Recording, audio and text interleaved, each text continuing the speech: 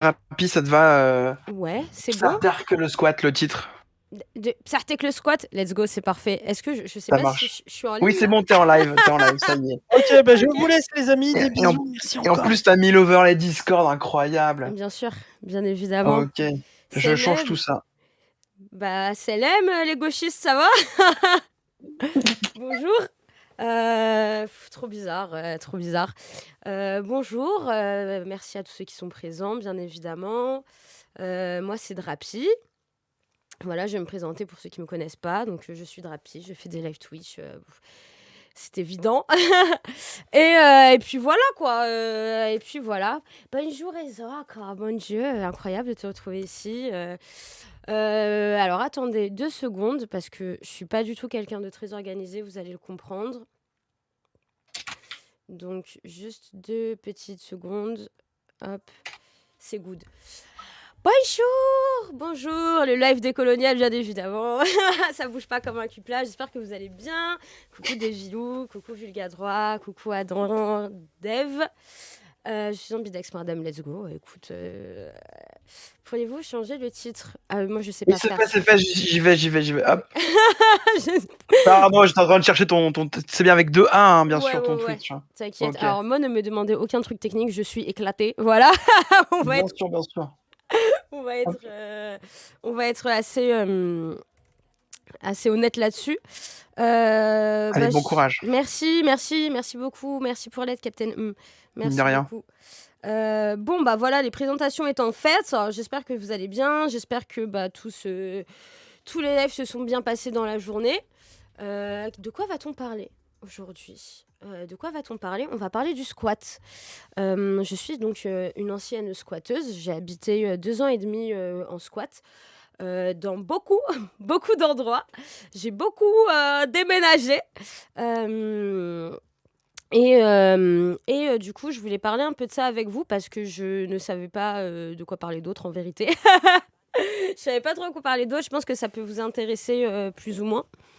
Et donc, du coup, je voulais vous familiariser un peu avec coucou Rezati, un peu avec tout ça, quoi, en vérité, entre les fantasmes de certains, le mépris d'autres, voilà. Je voulais qu'on parle un petit peu de ça aujourd'hui. Donc, déjà, coucou Écharpe, coucou Selem les gauchistes, putain, j'espère que ça va. Voilà. Alors, attendez 2 secondes. Déjà, je voulais savoir, on va faire beaucoup de blabla. On va faire beaucoup de blabla. J'ai pas du tout préparé de vidéo ou quoi que ce soit. Je vais parler surtout de mon expérience. Si vous avez des questions également, merci pour la sephore. N'hésitez pas à faire des dons, bien évidemment. Pour la caisse de grève, on est d'accord. C'est quand même le but. Voilà, c'est quand même le but de cet événement. Je remercie tous ceux qui participent à cet événement également.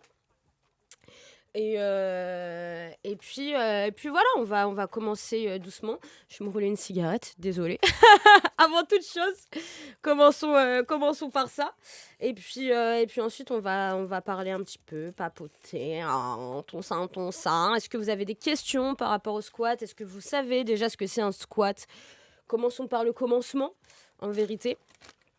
Je pense que ça peut être intéressant. Déjà de remettre les pendules à l'heure. C'est quoi un squat? Alors j'arrive, je roule juste ma petite cigarette. Esprit punk, pas du tout. Vraiment, moi, il y a pas esprit punk ici. Un squat, c'est quand tu te baisses et que tu te relèves. Oui, alors oui, mais je ne suis pas team crossfit, moi. Je suis plus team grosse frite. Voilà, j'aime bien manger. Merci Aléa, merci Mareuse, merci pour le raid. Oh là là, incroyable, incroyable. Merci beaucoup. Alors j'arrive dans 2 petites secondes. Je sais pas si coucou de Shazam, le puceux. Mieux vaut manger des chips que de faire des dips. Tout à fait, tout à fait. Ouais, ici on aime bien manger. Hein. Quand frites, j'ai vu flou. Est-ce qu'il va mes frites bien épaisses? Oui. Oui, oui, oui. Yo, votre désir. Hop. Alors, c'est bon. I am ready. Donc, qu'est-ce que c'est un squat? Commençons par là. Un squat, donc en général, c'est un endroit que tu vas réquisitionné. On peut dire ça. C'est un endroit en gros qui est en général inhabité depuis très longtemps. Est-ce que c'est encore possible? C'est une bonne question, Clem, on va en parler juste après. En effet, c'est possible, mais ça devient de plus en plus compliqué. Donc le squat, c'est en effet un lieu qui est inhabité depuis un certain temps et que tu décides d'investir parce que bah, tu ne peux pas te loger, en fait, tout simplement. Faut comprendre que dans la tête de beaucoup de gens, peut-être aussi dans la vôtre, les gens ont l'impression que quand on parle du squat, on parle de maisons, de personnes, de propriétaires à qui on prend la maison. C'est pas du tout le cas, c'est très très rare que ça se passe comme ça. Coucou Sigle Fumeux. Ça se passe pas du tout comme ça en général, c'est des grands hangars abandonnés, c'est des anciens bureaux que tu décides d'investir, qui demandent en effet beaucoup de travaux. C'est en général quelque chose que tu fais à plusieurs. C'est très rare que tu te retrouves. C'est souvenez Jean. J'espère que ça va. C'est très très rare que tu prennes la maison d'un Jean-Michel qui est parti en vacances. Enfin, ça n'existe. C'est des fantasmes, quoi. C'est réellement des fantasmes, des idées trop bizarres. Ça se passe très, très rarement comme ça, quoi. Et donc, en gros, au bout de 48 heures que tu es dans cet endroit, il ne faut pas qu'il y ait de traces d'effraction, bien évidemment. C'est considéré comme chez toi et du coup, il faut faire une politique d'expulsion. Il faut qu'on te fasse un procès pour qu'on te dégage. Mais le rapide, le squat, c'est pas quand 15 casseurs viennent planter une tente dans mon salon, Rococo. Non, c'est pas ça. C'est pas ça. C'est pas ça. En général, voilà, en fait, c'est un peu une micro-société. C'est un peu une micro-société dans le sens où t'es quand même relativement nombreux. Moi, je suis arrivée en squat, donc c'était en 2020, fin 2020, en octobre. Et du coup, j'étais dans un squat dans le 9-4 parce que j'étais grave en galère d'appart. Et donc, ce squat existait déjà depuis un petit moment. Et vu que quelqu'un partait et que ça commençait à être du coup le deuxième confinement, on m'a dit bon bah let's go, on va pas te laisser dans la merde, viens quoi. L'idée c'était un peu ça. Et en fait, de fil en aiguille, il y a eu de plus en plus de monde et du coup, on a décidé d'ouvrir 2 squats. Les choses se sont plus ou moins bien passées à des moments. Et donc voilà, commençons par là. Un squat, c'est ça. Un squat, c'est du coup un endroit que tu vas investir pour plusieurs raisons. Soit parce que tu as du mal à te loger, soit parce que tu décides de faire un espèce de squat d'artiste où tu vas y habiter, soit tu décides de faire un lieu qui est complètement dédié à l'événementiel. Tu peux avoir un squat qui est aussi conventionné par la mairie. Quand tu décides de le conventionner par la mairie, c'est parce que tu fais beaucoup d'événements, que du coup, tu as un truc qui aide plus ou moins, tout ça, quoi. Squat, à force de voir les mêmes personnes tous les jours, ça peut aussi créer pas mal de problèmes. Oui, oui, oui, il y a beaucoup... il y a beaucoup de problèmes dans le squat, c'est pour ça que moi je parlais aussi de fantasmes. Les gens ont tendance à voir ça, notamment les jeunes gauchistes, quoi. Ont tendance vraiment à voir ça comme un truc hyper stylé, hyper déconstruction, terre la ZAD, on construit tout, on fait tout seul, c'est incroyable. C'est pas trop le cas. La vérité, c'est pas trop le cas. Ça dépend bien évidemment de la méta dans laquelle t'es. Pour ma part, c'était pas du tout ça. En fait, j'avais pas le choix parce que j'avais pas d'appartement. Et du coup, c'était soit ça, soit finir à la street, quoi, tu vois. Donc, du coup, le choix était plus ou moins vite fait. Et du coup, tu rentres dans une micro-société et avec des avantages, bien évidemment, mais aussi avec des inconvénients. T'es dans une immense coloc. Moi, le plus petit squat où j'ai habité, ça a été environ 5-6 personnes. Et le plus gros où j'ai habité, c'était le dernier squat où on était une vingtaine de personnes. Donc vous voyez que ça varie quand même. Puis t'as beaucoup d'aléas aussi. Aléas, tout ça, let's go. Donc t'as pas mal de petits aléas de la vie aussi qui font que ça peut être très, très compliqué à des moments, quoi. Et, donc voilà, pour la première question de qu'est-ce qu'est un squat? Un squat, c'est ça, c'est vraiment un lieu que tu décides d'investir. C'est un lieu où tu vas soit habiter, soit décider d'habiter et de faire des events, soit décider d'aider des personnes. Bref, en gros, tu peux avoir beaucoup de trucs. Tu as des squats de migrants, tu as des squats d'artistes, tu as des squats de droite. Enfin, ça existe plus grand que 20 comme squat, ouais. Il y a un squat dans le 9-4 qui est immense, où il y a à peu près 70 personnes. Et du coup, tu as des règles qui se mettent plus ou moins en place. Après, il faut bien comprendre que ça reste une vie de société. C'est un milieu qui est, en tout cas de moi, comment je l'ai connu, très blanc, très privilégié, in fine, en vrai, qui a quand même été très, très privilégié, en tout cas de comment moi je l'ai vécu, quel a été mon rapport avec ça. C'est un moment où, en fonction de ton état d'esprit, en fonction de ce que tu veux faire, tu te retrouves pas forcément dans la bonne façon de voir les choses, la bonne façon de réfléchir. Ta santé mentale, elle prend quand même un sacré coup. Faut savoir que c'est une grosse charge mentale en vrai de vivre en squat. C'est une grosse charge mentale, notamment quand t'es une meuf. Parce que, comme je vous ai dit, c'est le reflet d'une société. Donc, la société étant misogyne, voilà. On va pas se mytho, voilà, quoi. Il y a un moment, tu prends quand même un peu de tarif. Tu te retrouves très souvent à faire la tata. Et tu mets beaucoup de choses entre parenthèses. Moi, c'est vraiment l'impression que j'ai eue. Ça a été, en fait, de mettre ma vie en parenthèse pendant 2 ans, en fait, parce que je ne vivais que pour le squat, que par le squat. Et c'était très compliqué de me sortir de cet état d'esprit-là, quoi. Puis le confort aussi, il faut s'y accommoder au strict minimum. C'est quoi faire la tata? Faire la tata, moi je dis faire la tata parce qu'on m'appelait Tata Drapi, c'est aussi pour ça qu'on m'appelle encore comme ça, quoi. Ça a été un petit retournement de stigmate que j'ai fait. C'est préparer la bouffe pour 15 personnes, c'est s'occuper des tensions qu'il y a quand t'as un squat, c'est faire le ménage, c'est faire la daronne, quoi, tu vois. C'est à peu près ça. Voilà, faire la tata, c'est être celle qui règle les conflits, qui est à la fois éducateur spé, qui est à la fois organisatrice d'événements, qui est à la fois cuisinière, femme de ménage. C'est un peu ça, quoi. Dans les squats, avoir une perspective d'avenir, c'est plus compliqué aussi, oui. C'est très, très compliqué. Ouais, ouais, ouais, Magnum, comment vas-tu?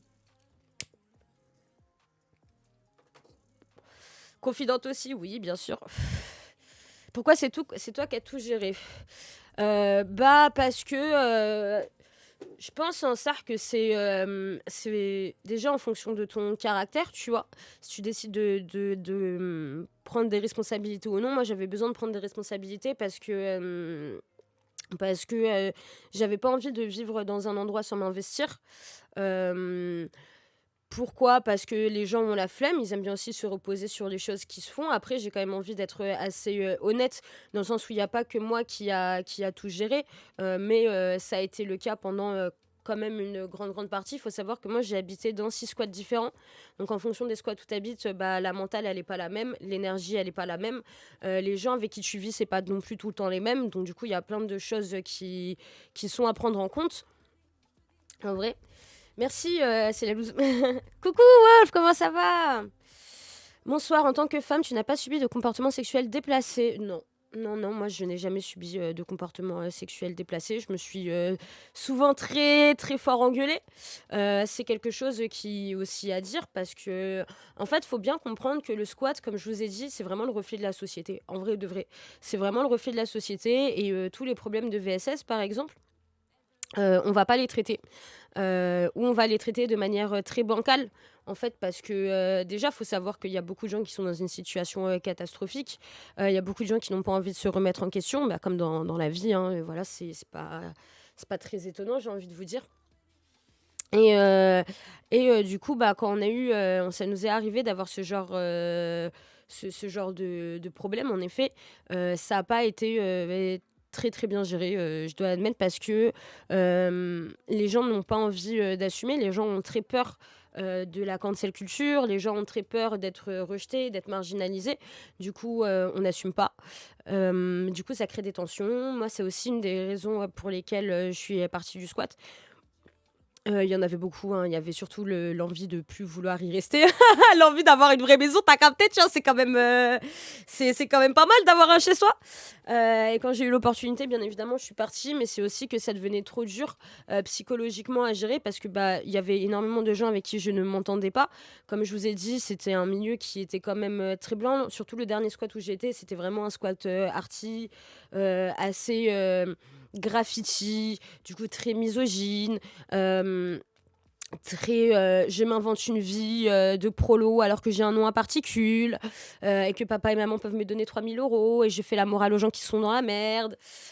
Très je retourne le cerveau des gens. Enfin voilà, il y a aussi ce rapport de pouvoir en fait dans un squat où les gens ont envie d'avoir le pouvoir, ont envie d'avoir l'ascendant et où du coup ça crée des relations internes très très compliquées quoi.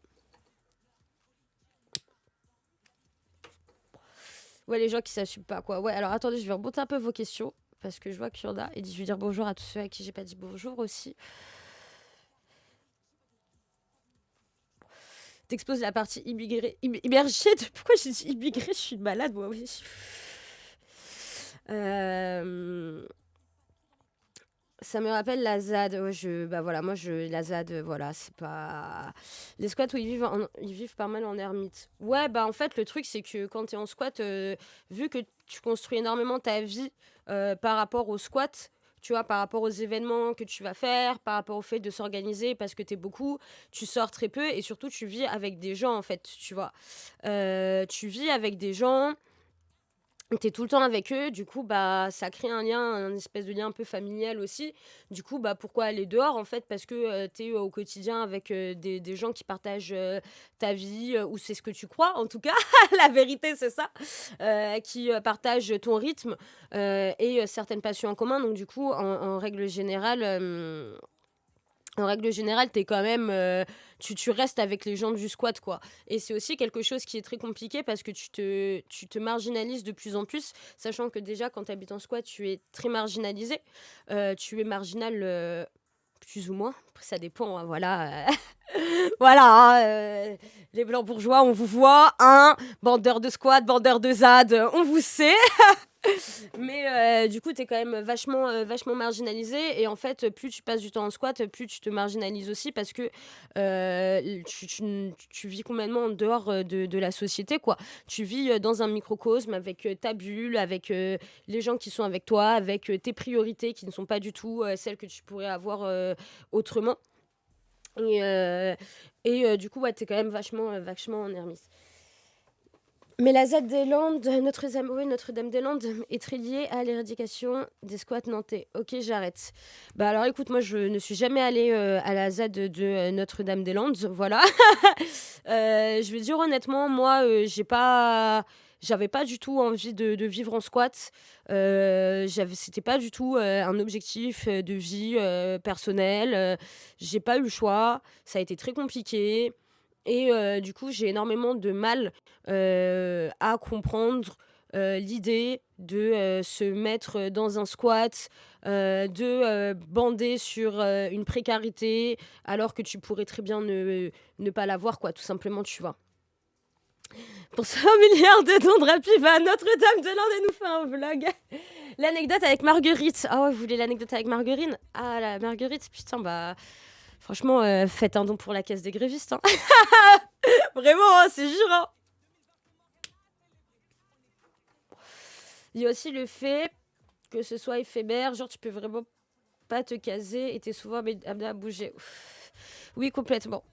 Complètement. Bonsoir, est-ce que tu pourrais l'intérêt d'aller vivre... Alors, est-ce que tu pourrais m'expliquer l'intérêt d'aller vivre en squat pour un blanc bourgeois? Tu es à l'abri du monde de chez papa, maman, c'est quoi le délire? Bah écoute... En ça, moi, je pourrais pas dire. Je pense que c'est. Moi, c'est des gens que je méprise énormément. Je pense qu'il faut que vous ayez aussi conscience qu'il y en a beaucoup plus que vous ne le pensez. Que quand tu vis dans un squat, en général, c'est quand même, comme je vous ai dit, très blanc. Il y a très peu de place pour la mixité. c'est quand même relativement bourgeois. Beaucoup de gens qui sont en école d'art, qui ont papa et maman derrière et qui ont envie de se prouver une espèce de précarité, de street cred. C'est beaucoup plus. C'est comme la van life, exactement. C'est exactement ça. C'est des gens qui n'ont pas spécialement connu la vie, qui ont envie de se faire le grand frisson, t'as capté, wesh. Et le grand frisson pour eux, c'est de vivre dans la précarité. Après, là où je vais quand même apporter un peu de nuance, c'est que par exemple, nous, on avait une personne qui nous aidait à ouvrir les squats. C'était une personne qui était, on peut le dire, plus ou moins privilégiée, mais qui du coup, de par son statut de privilégié, pouvait se permettre d'ouvrir des squats, pouvait se permettre de nous mettre à l'abri, tu vois. Oui, tout à fait, Wolf, tout à fait. Et tu vois, grâce à cette personne qui était extrêmement donc dans la marginalité à perpétuité, comme il le disait très bien, on a pu ouvrir des bâtiments, on a pu être hébergé, on a pu faire des choses. Donc on prenait en responsabilité, en charge toute la responsabilité d'être sur les procédures. La procédure, donc du coup, c'est un procès qu'on va te faire, machin. On va te donner une amende, peut-être, le temps où tu vas pouvoir rester dans le squat. Et en fait, c'est toi qui as toute la responsabilité de l'acte d'ouvrir le bâtiment, quoi. Et grâce à cette personne, en vrai, et grâce aussi à beaucoup d'ouvreurs qui sont en général assez, du coup, très militants, très marginal, très tout ce que vous voulez, ça permet à des gens, par exemple, comme moi, d'avoir un toit sur la tête, donc c'est plutôt pas mal, tu vois. Il y a des Bourges aussi en déclassement qui font le taf, c'est ça. Pour s'inventer une vie, avoir des anecdotes à raconter, c'est exactement ça. Nous, on est là, enfants d'immigrés, on a tous les détails, on a tous les écueils du monde, on essaye de faire de notre trou et c'est beau, chelou, c'est complique la vie. Bah ouais, hein, c'est le grand frisson, j'ai envie de vous dire. C'est le grand frisson de certains. Moi, ça a été très compliqué à gérer, en vrai, parce que quand je suis arrivée au squat, j'étais déjà très perdue. En vrai de vrai, j'étais très perdue. J'ai rencontré des gens incroyables, c'est pas la question. J'ai rencontré des gens incroyables, mais c'était assez compliqué, on va pas se mytho. Et en fait, au début, donc j'étais avec des potos, c'était chouette et tout, c'est un peu cool. Et en fait, tu passes très vite de ah, c'est cool, ah putain, fait chier. En fait, on a une procédure d'expulsion, faut qu'on retrouve un bat. Ouvrir un bat, c'est pas si facile que ça. Tu peux avoir des grosses galères. Nous, on a été expulsés d'un squat par une milice privée. On s'est fait séquestrer pendant un moment quand on a ouvert un autre squat. On a été délogés. Enfin, il y a eu quand même beaucoup de complications de la part du monde extérieur, mais aussi des complications de la part du squat. La flèche d'or, non, c'était pas la flèche d'or. Pas du tout. Du coup, au début, t'es un peu en mode haha, trop chouette, je suis avec mes potes, je vais pouvoir faire des trucs, c'est stylé. Tant qu'à être dans cette vie de merde, autant. T'as capté, quoi, tu vois, t'as capté. Autant faire des trucs un peu smooth, quoi. Autant faire des trucs un peu cool de glow up un peu notre vie avec les moyens qu'on a, quoi, tu vois. Sauf que, à la fin, tout se répète, tu vois. T'as aucune stabilité, c'est très compliqué.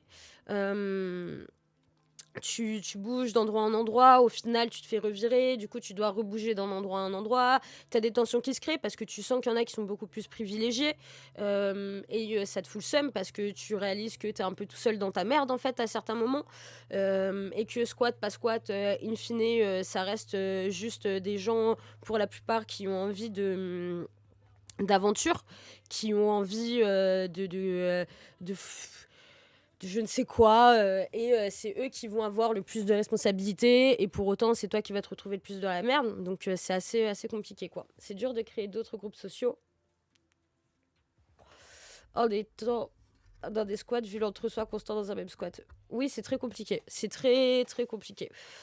En vrai, c'est très compliqué de créer d'autres liens sociaux. Parce que t'es tout le temps avec tes potes, quoi, tu vois, ou avec des gens que tu considères être tes potes. Et après, t'as des bons moments. En fait, la vérité, c'est que la vie en squat, c'est souvent des gros moments de joie de ouf, tu vois. C'est en mode énervé. Et après, quand c'est la hesse, c'est vraiment la hesse, quoi. Tu vois, le juste milieu, il est quand même très, très compliqué à trouver. Coucou, Pago Pagor, coucou. Après, ça veut dire quoi s'ouvrir à d'autres communautés, tu vois? Moi, c'est ça la question que j'ai envie de te poser. C'est quoi pour toi s'ouvrir à d'autres communautés en ça? Merci, Badmulch. Merci beaucoup pour le raid.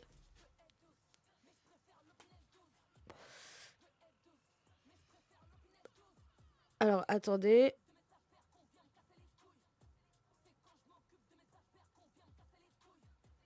Attendez 2 secondes. Je suis en train de bégayer sur un truc. Trop bizarre. Je suis en train de bégayer sur un truc. Bref, pardon. Quasiment 300, hein, let's go. On est quasiment 300, c'est le moment pour un petit don pour l'anecdote de Marguerite Stern, let's go. Hein. Faites un petit don, vous aurez l'anecdote Marguerite Stern. Hein. Ça bégaye, mais en fait je voulais mettre de la musique, mais j'y arrive pas. Donc voilà. Je veux savoir, je veux trop l'anecdote. Tu la connais, Justin, l'anecdote. Tu la connais, l'anecdote. C'est le cancer qui nous gangrène tous. Allô.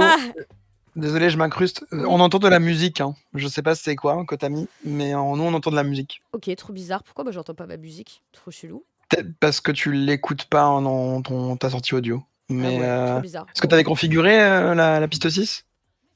C'est pas moi qui t'ai fait ça. Ah ok, d'accord, bon c'est pas grave. Ok, je laisse. Mais en tout cas, on entend, t'inquiète pas, merci. Bah non, allez. Ils disent qu'ils entendent pas de musique. Ah bon? C'était pas chez moi, non. On entend très fort moi j'entends une batterie là. Quand je monte le stream.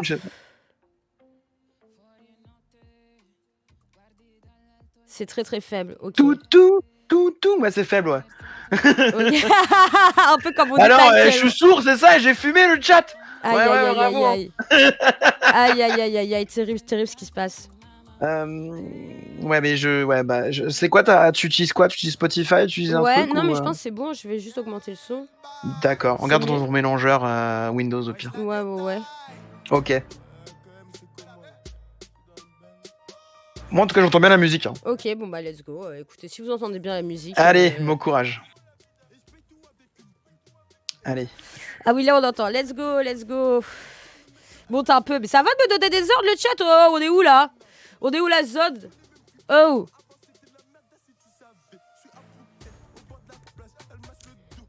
Ah, c'est bon, la zig. Bon, voilà. Faites péter les dons. Non, mais moi, je vais bien vous raconter l'anecdote avec Marguerite Stern, mais en ça, elle est pas si incroyable que ça. Hein. La vérité, la vérité, c'est pas si incroyable. Mais j'attends un petit don. Est-ce que vous avez des questions? En vrai, on va commencer par ça. Moi, je sais pas si ma vie vous intéresse outre mesure, si mon parcours en squat vous intéresse outre mesure, tu vois, la vérité. Je sais pas si ça vous intéresse plus que ça, quoi. Donc bon, je peux bien vous raconter ma vie, hein, si vous voulez. mais si vous avez d'autres questions, ça peut être intéressant. Hein. Vas-y, Tata, fais péter les bases. Comment je m'en suis sortie? En fait, j'ai eu beaucoup de chance. Les anecdotes, c'est le best. Hein. Ouais, c'est vrai que j'en ai plein des anecdotes. Hein. Alors, comment je m'en suis sortie? En vrai... Moi, j'ai eu beaucoup de chance. J'ai une copine qui m'a dit qu'elle avait un espèce d'appart. Enfin, c'est dans un grenier aménagé, quoi. Donc, c'est là où j'habite actuellement. Que du coup, elle avait ça à louer. Et pour très peu cher, donc du coup j'ai dit ok, c'est bon, je me taille. Non, je reviens pas, je prends mes affaires, je reste chez WAM, c'est bon, ça dégage. Et en fait, ma dernière année au squat a été vraiment très très compliquée. J'étais vraiment en grosse dépression, j'en avais marre. Et j'ai vraiment mis ma vie en stand-by pendant très longtemps. En fait, c'est la vérité, pendant très longtemps, j'ai mis ma vie en stand-by. Et du coup, quand je suis partie, ça a été très compliqué au début parce qu'il fallait se réadapter. Coucou Lies! Fallait se réadapter. Et quand tu as vécu pendant 2 ans avec entre 6 et 20 personnes et que tu te retrouves toute seule dans ton appart, t'es un peu dépaysé, quoi. Quand tu refais face à la société, c'est encore plus dépaysant parce que t'as plus du tout l'habitude, en fait. T'as vraiment l'habitude de rester dans un entre-soi. Et du coup, c'est assez complexe, quoi. Et du coup, ouais, ça a vraiment été grâce à ma pote qui m'a proposé un appartement pour très peu cher parce que même à l'heure d'aujourd'hui, j'ai pas du tout les moyens de me loger et encore moins à Paname, quoi, tu vois. Donc voilà. Est-ce que tu as peur des fantômes? Pour la petite anecdote, le dernier lieu où on a habité, c'était donc en fait c'était un truc EDF. Merci beaucoup pour la grève, merci pour les 50 balles, let's go, c'est parti. Donc je vais vous raconter l'anecdote. Je finis ça. Ouais, en fait, le dernier endroit où on a habité, c'était du coup plusieurs logements. En gros, c'était un ancien truc EDF. Du coup, il y avait plusieurs petits appartes. Et en gros, nous, on avait pris un appart. C'était donc du coup plusieurs chambres dans les bails. Et c'était terrifiant, quoi. C'était vraiment terrifiant de ouf. Et en fait, un soir, j'étais avec un pote et on était tous les deux. Il n'y avait plus personne dans le squat. Et en fait, le grenier, il faisait tarpin peur de ouf. Mais il faisait tarpin peur, frère. Parce qu'il y avait encore un espèce de fauteuil qui était là depuis je ne sais combien d'années, qui était dos à la porte. Il n'y avait pas de lumière et il y avait une espèce de petite porte qui donnait sur un espèce de petit placard en renfoncement, quoi, tu vois. Et en fait, moi, je dormais là-bas quand je suis arrivée. Et du coup, quand je dormais dans cette chambre, je laissais tout le temps la lumière allumée parce que je me chiais dessus. De quoi, je ne sais pas. Mais en tout cas, je me chiais grave dessus parce que c'était vraiment flippant, quoi. Tu connaissais les gens de la Zawafers pendant la période en squat? Oui, c'est comme ça que je les ai connus, même. Voilà, c'est comme ça que moi, je suis devenue amie avec Dany et Raz. Voilà, on est toujours autant amis, ça bouge pas. Voilà. Il y avait des interactions avec la police qui patrouillait aux alentours du squat. Alors en fait, ça dépend. Le premier squat où on a été, on avait du coup fait plusieurs événements, notamment pendant le Covid. Du coup, on s'était pris une amende de 350 € chacun. Multiplié par 11, ils se sont fait beaucoup d'oseille. On a eu aussi, du coup, quand on a essayé d'ouvrir un BAT dans le 9-4, une ministre privée qui est venue. Et du coup, il y a je sais plus qui. Merci beaucoup pour les 20 balles, merci. Du coup, les keufs sont arrivés, nous ont empêchés de revenir. On s'est fait gazer. Il y a des gens qui ont réussi à re-rentrer dans le BAT, qui ont fait un chifoumi avec les pompiers parce qu'ils s'étaient accrochés en haut de l'immeuble. Rip le Warp, c'est ça. Oui, c'était une ministre privée. En fait, on avait, c'était des locaux qui appartenaient à la plateforme du bâtiment. Et en gros, quand ils ont capté qu'on était là, ils étaient en mode ouais, on va conclure un truc à l'amiable. Et en fait, le lendemain, ils sont revenus et du coup, le mec qui était sur la procédure s'est fait tabasser. Ils nous ont tous sortis de force. Pire fait ciseaux avec le pompier, ouais. Je vais vous raconter les anecdotes de squat, je vais vous raconter, y a pas de souci. On a le temps. Du coup, ouais, là, ce jour-là, on a eu affaire à la police. On a eu plusieurs fois affaire à la police, en vrai de vrai. Après, ça n'a jamais été, à part cette fois-là, donc au Warp, on n'a jamais eu vraiment grave affaire à la police dans des circonstances rudes, tu vois. Mais c'est aussi parce que y avait beaucoup de blancs, quoi. Ne nous mentons pas. L'anecdote, je vous l'avais promis. L'anecdote, du coup, c'est j'habitais avec Marguerite Stern. Voilà. L'anecdote, c'est ça. J'habitais avec Marguerite Stern. Très peu de temps. Mais j'ai habité avec Marguerite Stern dans un squat qui était situé dans le 12e. En gros, donc moi, j'habitais avec des graffeurs. Et elle fréquentait un graffeur et elle avait une pièce, on n'habitait pas dans le même endroit entre guillemets. En fait, tout était relié, mais on ne se croisait quasiment jamais. La seule fois où on s'est parlé, ça s'est bien évidemment très mal passé. Merci beaucoup, j'ai du four, merci beaucoup. Euh, et en gros, ça s'est très mal passé parce qu'elle a dit que j'étais matrixée par le patriarcat, parce que je traînais avec des graffeurs et que je me maquillais, et que de toute façon, j'étais pas une réelle féministe. Voilà, du coup, suite à quoi, une grande embrouille a éclaté où je lui ai dit d'aller se faire enculer. Voilà, désolée. Et voilà, ça a été la seule fois où on s'est réellement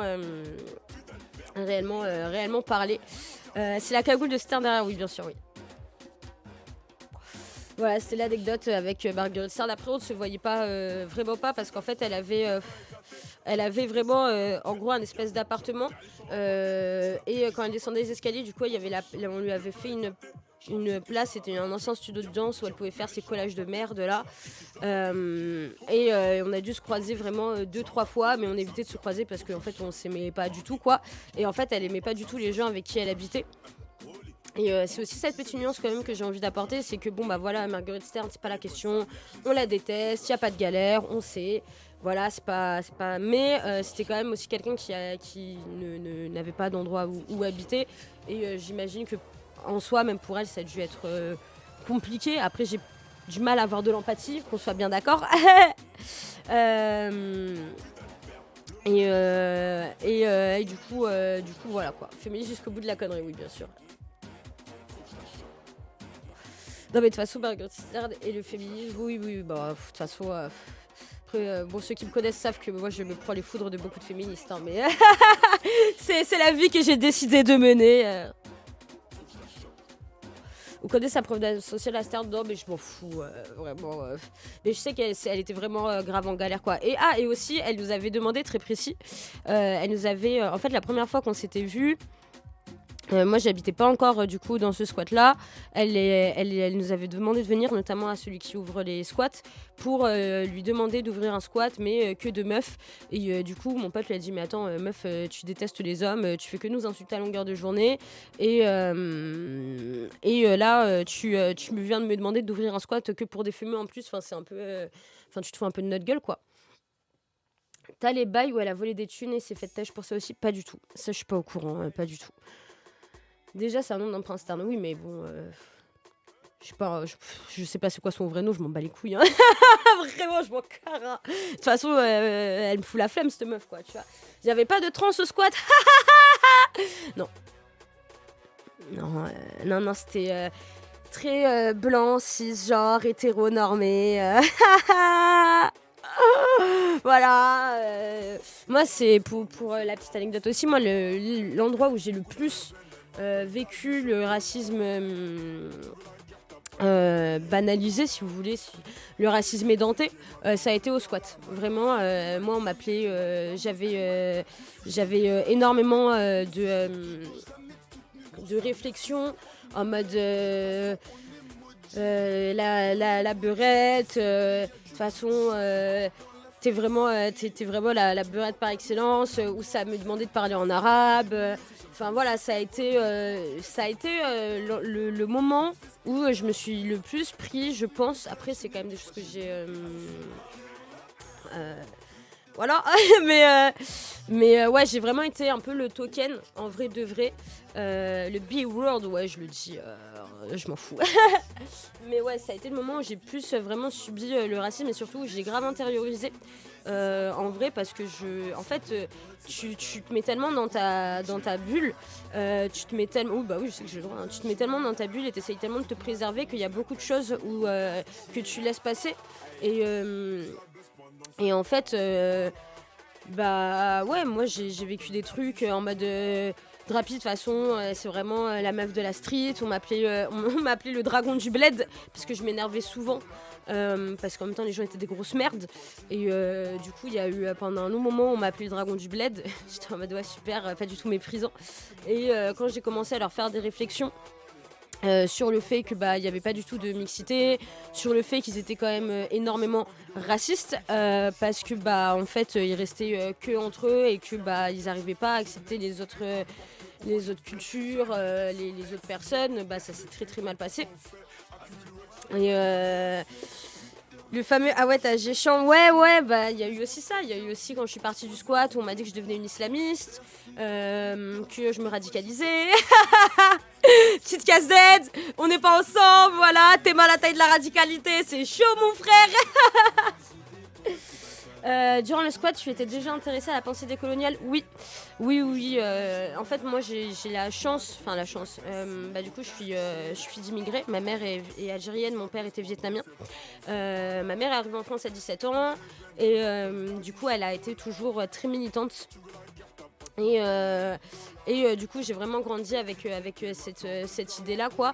Par contre, pendant le squat, ça a vraiment été une parenthèse de mon militantisme où je l'ai vraiment mis, je l'ai annihilé parce que, en fait, j'avais d'autres réalités, tu vois. J'étais dans une précarité de ouf, j'étais avec des gens qui en avaient rien à foutre et du coup, j'ai vraiment mis une parenthèse sur ça où je me laissais même marcher dessus, en fait, même si j'arrivais à m'assumer en tant que femme et à prendre la place qu'il fallait que je prenne.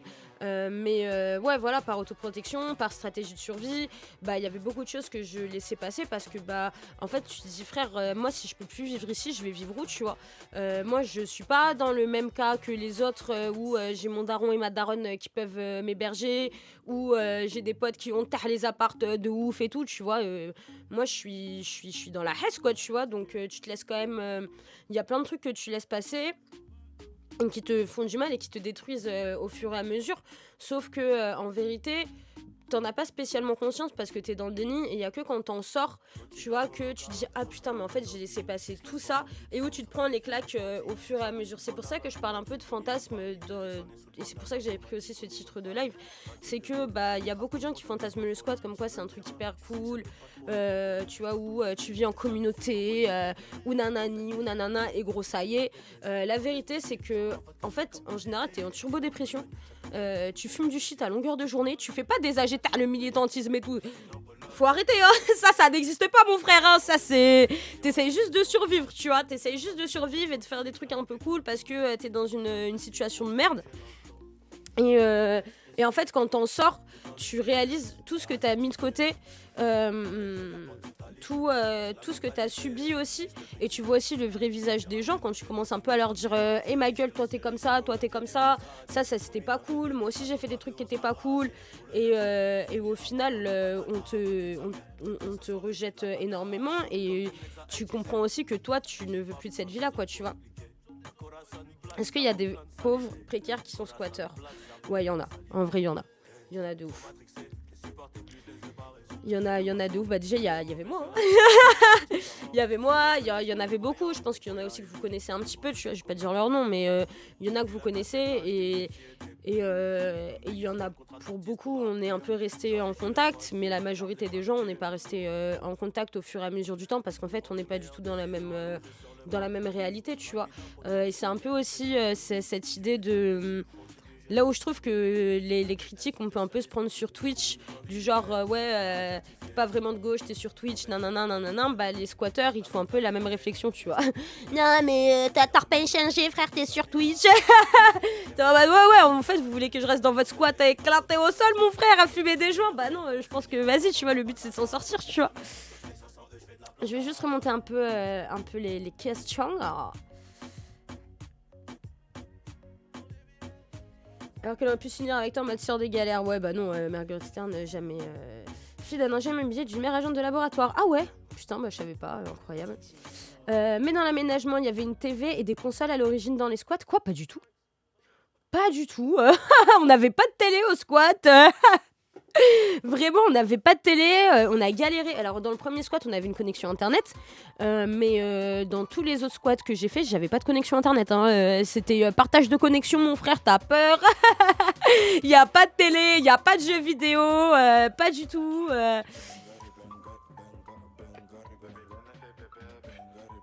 L'hygiène dans les squats, c'est pas quelque chose qui passe au second plan pour pas mal de gens. Non. Enfin, si. Pardon.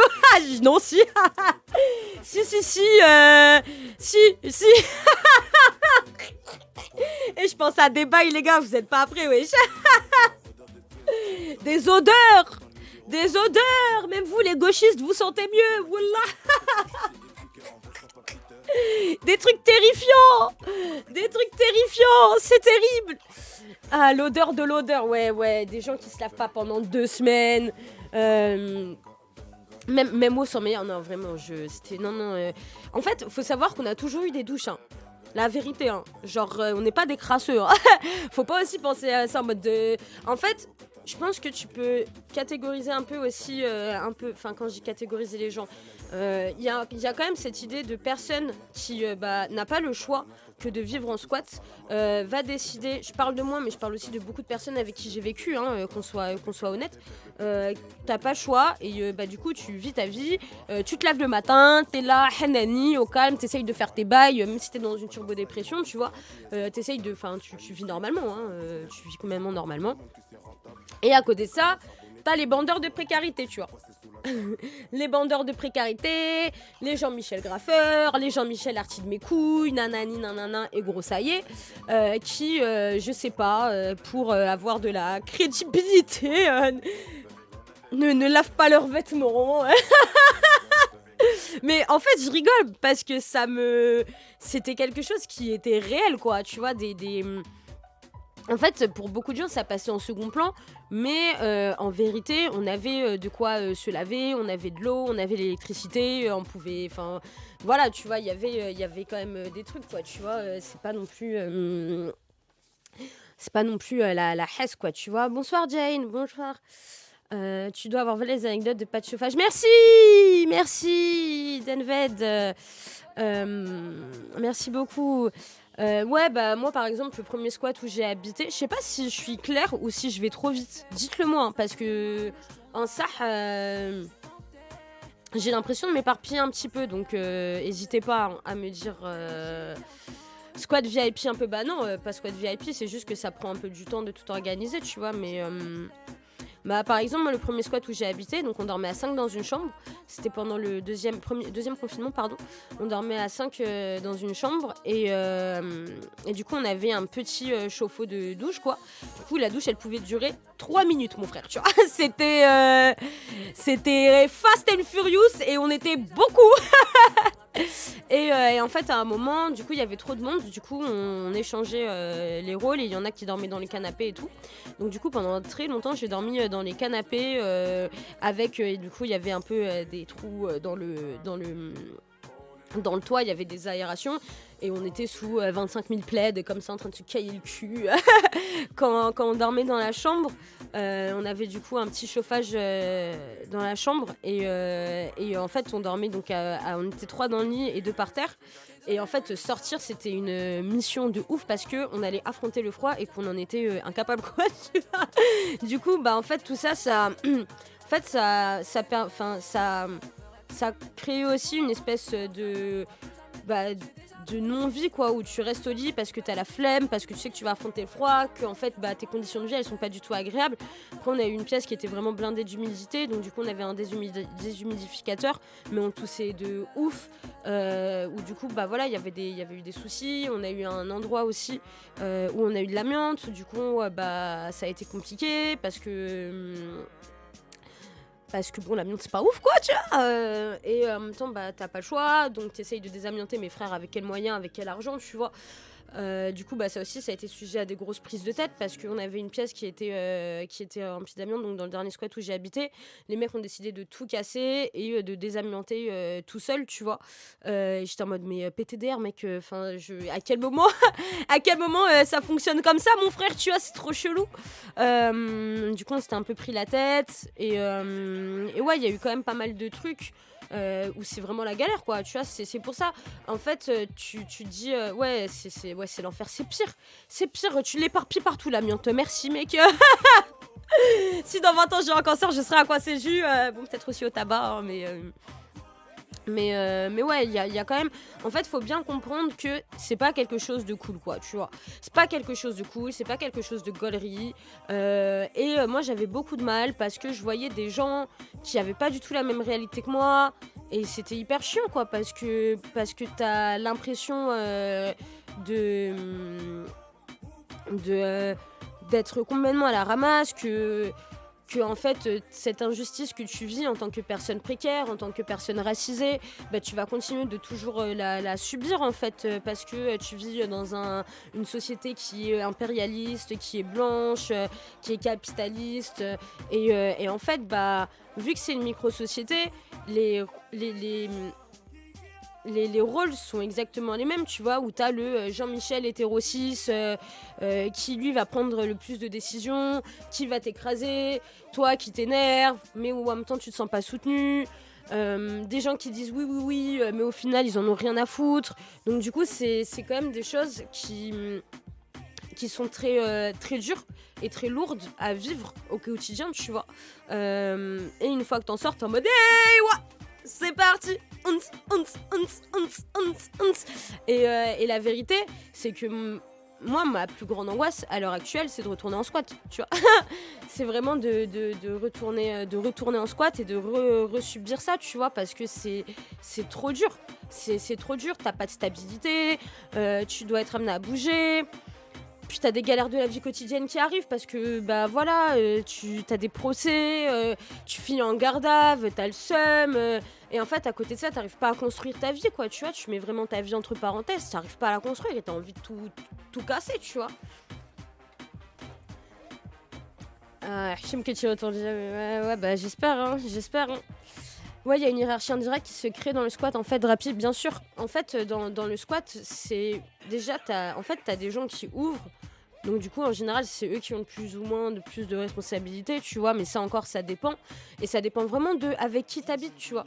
Genre moi, le dernier squat que j'ai vécu, ça a été un des pires. Les 2 derniers squats où j'ai vécu, ça a été vraiment l'enfer. Mais c'est aussi parce que, en gros, donc pour vous resituer un petit peu les choses... moi je suis arrivée dans un squat, c'était trop chill, c'était trop cool, on s'entendait bien, on avait quelques conflits les uns avec les autres, mais on était quand même dans une ambiance bon enfant. Pour la plupart d'entre nous c'était notre premier squat, du coup on était vraiment en mode let's go faire des trucs stylés, let's go se soutenir. Il y avait encore cette espèce de candeur qui était là et qui nous faisait du bien, tu vois, même s'il y avait des moments de galère. C'était quand même chouette parce qu'on passait des moments ensemble, on mangeait tous ensemble, on avait des projets. Enfin, il y avait vraiment cette envie de vouloir faire des choses et d'y croire. Et où du coup, tu étais un peu dans le déni de ta réalité, tu vois. Tu étais un peu dans le déni du fait que tu étais précaire, qu'il fallait que tu bouges. Après, on a ouvert un autre squat, on s'est fait tège et là, ça a commencé à être très compliqué. Parce que le squat qu'on voulait ouvrir, il était vraiment immense. Du coup, il y avait beaucoup de personnes qui sont venues, notamment des personnes qui étaient dans la merde. Et quand on s'est fait tèche, donc du coup quelques jours après, on a ramené du coup beaucoup de ces gens-là avec nous dans le squat où on habitait, tu vois. Sauf que il y avait plus de place, donc du coup on a dû réouvrir un autre squat d'urgence. Moi où je suis partie après, j'avais plus de chambre quand je suis revenue au premier squat. Du coup j'étais en mode let's go, plus de chambre, on adore. La vie est géniale. Et là tu commences à vraiment affronter les galères du squat et pas le truc comme tu l'avais connu au début, qui était tout mignon, tout boubou, tout chouette, où on rigole, on fait des trucs. Et du coup, on a ouvert un autre squat. Et là, ça a été l'enfer parce que c'était des gens qui, pour la plupart, avaient des dépendances qui fait faire la teuf, machin. Du coup, ça a été un after permanent pendant 2 mois. Permanent, des espèces de teuf... Technival, mon frère, pendant 4 jours, des gens qui prenaient du GHB, enfin vraiment l'enfer de ouf. Et ça s'est fini par une petite séquestration au calme. Voilà. Et en fait, quand tu vois ça, t'es en angoisse, tu dis que tu t'en sortiras jamais, en fait, tu vois, t'es en train de t'embrouiller avec des mecs qui sont là, qui te menacent de te brûler. Enfin, je vous parle de trucs bressons, mais parce que c'est aussi ça la réalité du squat, je suis désolée. Et en fait, dans ces moments-là, il y a personne qui te soutient parce que les autres, ils peuvent avoir une solution de repli, pour la plupart, pas tous. Mais pour la plupart, ils ont quand même une solution de repli, donc eux, ils s'en battent les couilles, tu vois. Du coup, tu te retrouves à t'embrouiller de ouf. On est retourné ensuite. Qui a séquestré qui? En fait, c'était des mecs donc c'était à Montreuil, c'est des mecs du 9-3 qui connaissaient un de nos ouvreurs. et qu'il avait retrouvé. Et en gros, ils sont partis du principe que en fait, Montreuil, c'était chez eux et qu'on n'avait rien à faire. Qu'on n'avait rien à faire là et que du coup ils réquisitionnaient le bat et du coup pendant 3 jours ils nous ont séquestrés quoi, tu vois. Il n'y a pas des descentes de mecs de cité dans les squats, bah c'est de ça dont je parle. Mais après des mecs de cité, moi j'aime pas trop cet adjectif là, tu vois. Être une meuf en squat, c'est pas encore trop la galère, puisque d'habitude non, pas trop. Et donc du coup il y a eu ça. Juste fini parce que sinon je vais me perdre encore dans toutes les questions et ça. Et du coup après ça, bah on est retourné encore une fois au premier squat. Moi je suis allée dans un autre squat, donc là où il y avait Marguerite Stern.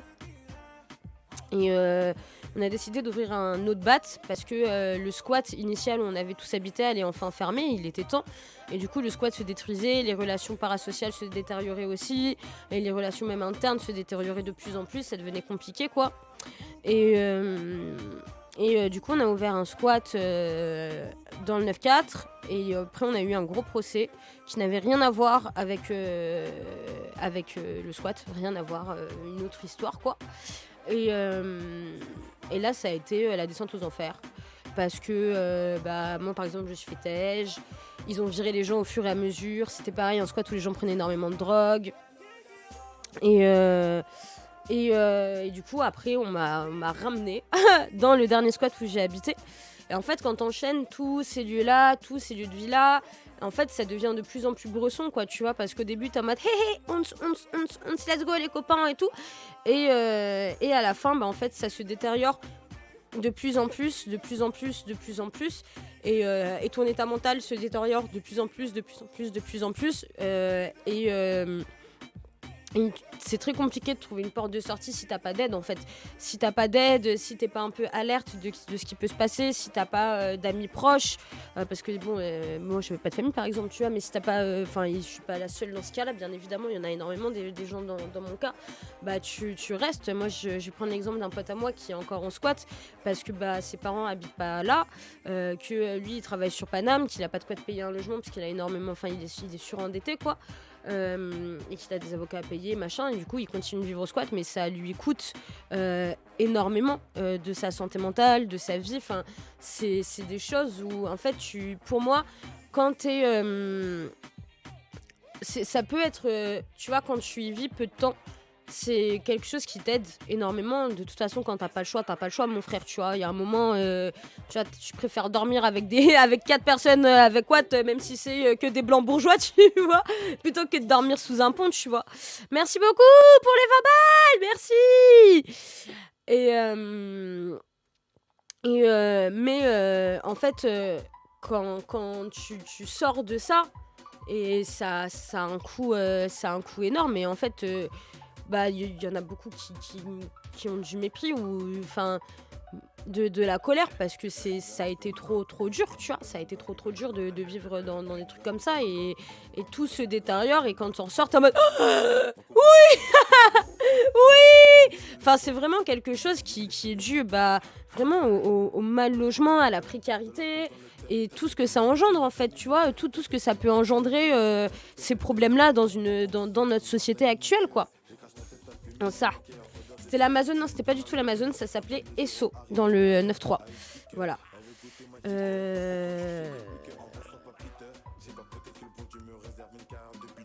Être une meuf, c'est pas encore plus galère que d'habitude. Par exemple, moi j'avais pas. En fait, moi j'ai vraiment subi le fantasme de la beurette grande gueule meuf de Tess quoi. Vraiment, j'avais cette étiquette-là. Et vu que je me laisse pas trop marcher dessus, ça allait. Mais par exemple, pour d'autres meufs, c'était plus compliqué parce qu'en fait, c'est vraiment le reflet de la société. Donc tu vas voir des meufs en mode. Pick-me, j'aime pas trop ce terme, mais un peu ça, tu vois, qui vont pas hésiter à te descendre pour exister auprès des mecs et pour avoir une légitimité dans le squat. Des meufs qui vont justement, elles, s'invisibiliser parce que c'est trop dur, parce que tu vis dans un milieu qui est énormément masculin. Genre vraiment, le premier squat où on a habité, c'était plus ou moins la parité quoi, tu vois. Le dernier squat où on a habité, il y avait genre 15 mecs et 3 meufs quoi, tu vois. Soutien critique au pick-me, bien évidemment. Du coup moi j'ai pas eu trop ce problème là parce que bah j'ai quand même une grosse boca, mon pote. Mais par contre, c'est vrai que je vivais à travers le fantasme des gens, tu vois. Le fantasme des gens d'être une meuf colérique, de l'indigène tout le temps en colère, de la meuf de Tess qui voilà, se balade en djellaba et on me dit hey, tu peux mettre tes TN avec la djellaba, comme ça tu feras vraiment la blédarde, quoi, tu vois. Quand tu leur parles de ta religion, se foutent ouvertement de ta gueule. Et ensuite, quand c'est l'Aïd, ils te demandent si tu peux faire des briques, quoi. Tu vois, moi, c'était plus, ça a été plus ça, mon vécu, quoi. Je fais pareil si mon physique servait les hommes. Comment ça se fait qu'il y ait moins de meufs, à ton avis? C'est bizarre, non? Non, c'est le reflet de la société, les gars. Hein. C'est juste le reflet de la société, c'est pas bizarre. Hein. C'est compliqué. Hein. C'est très compliqué. Je pense que les mecs sont aussi un peu fermés d'esprit par rapport à ça. Pardon, je prends des bonbons en même temps. Voilà. Je pense que les gens sont un peu fermés d'esprit par rapport à ça, ou que juste, par exemple, le dernier squat où j'ai habité, c'était un squat de graffeur. Le graffiti, c'est pas du tout un environnement très féminin. Du coup, il y avait très peu de meufs, quoi, tu vois. C'est des qui piquent, oui, c'est des qui piquent. C'est des qui piquent. C'est encore possible de squatter avec les nouvelles lois anti-squat. C'est très compliqué. C'est très compliqué, mais c'est encore possible, ouais.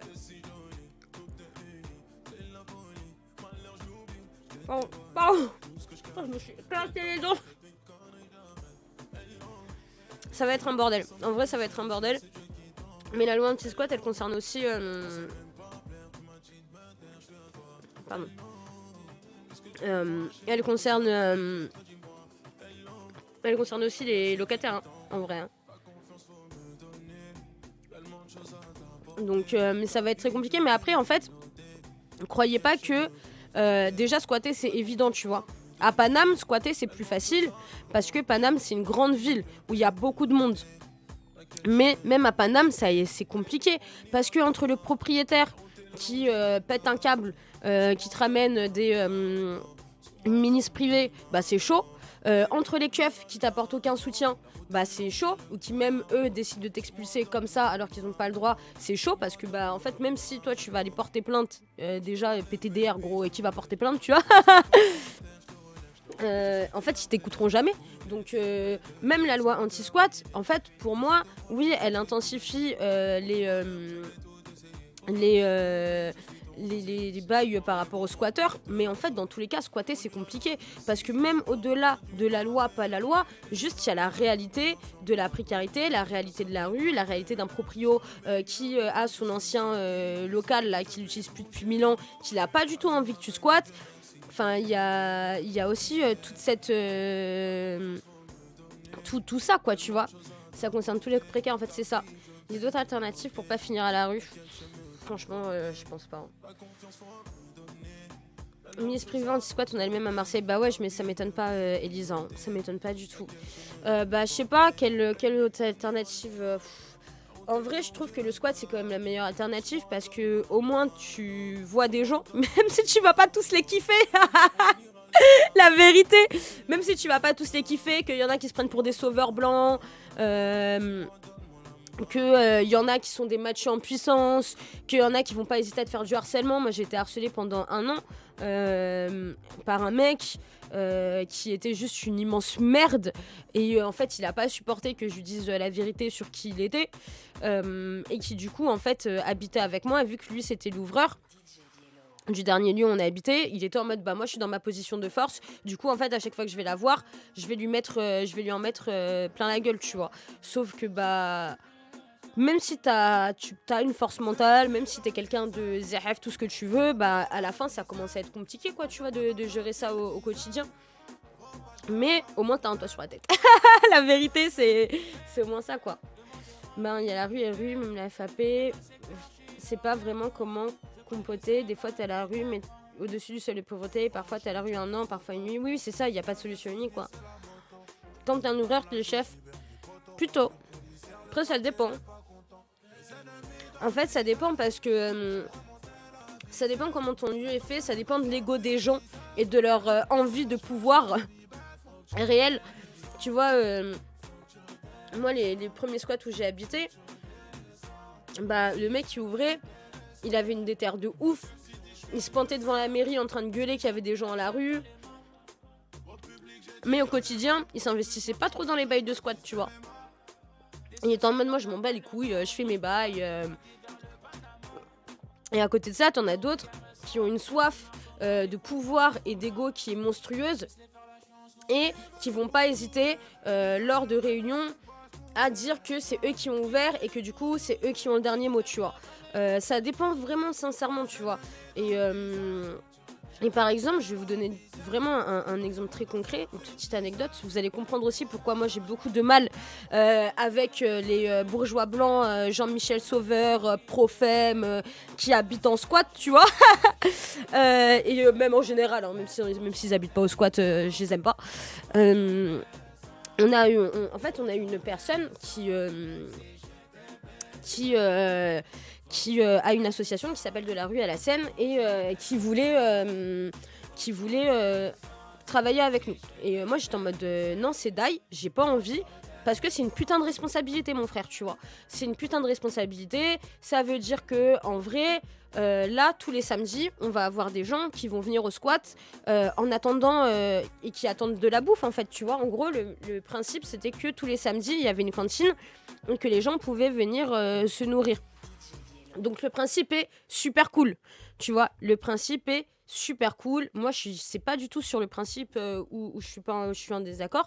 C'est juste que j'habitais avec 25 cassos qui ne se lèvent pas avant midi, tu vois. C'est qu'en fait, t'as une réalité derrière, tu vois. Et j'étais en mode, moi, je ne suis pas pour ça. Parce que, en fait, vous allez pas le faire. Et qu'il y a des gens qui sont dans le besoin, qui vont attendre après nous.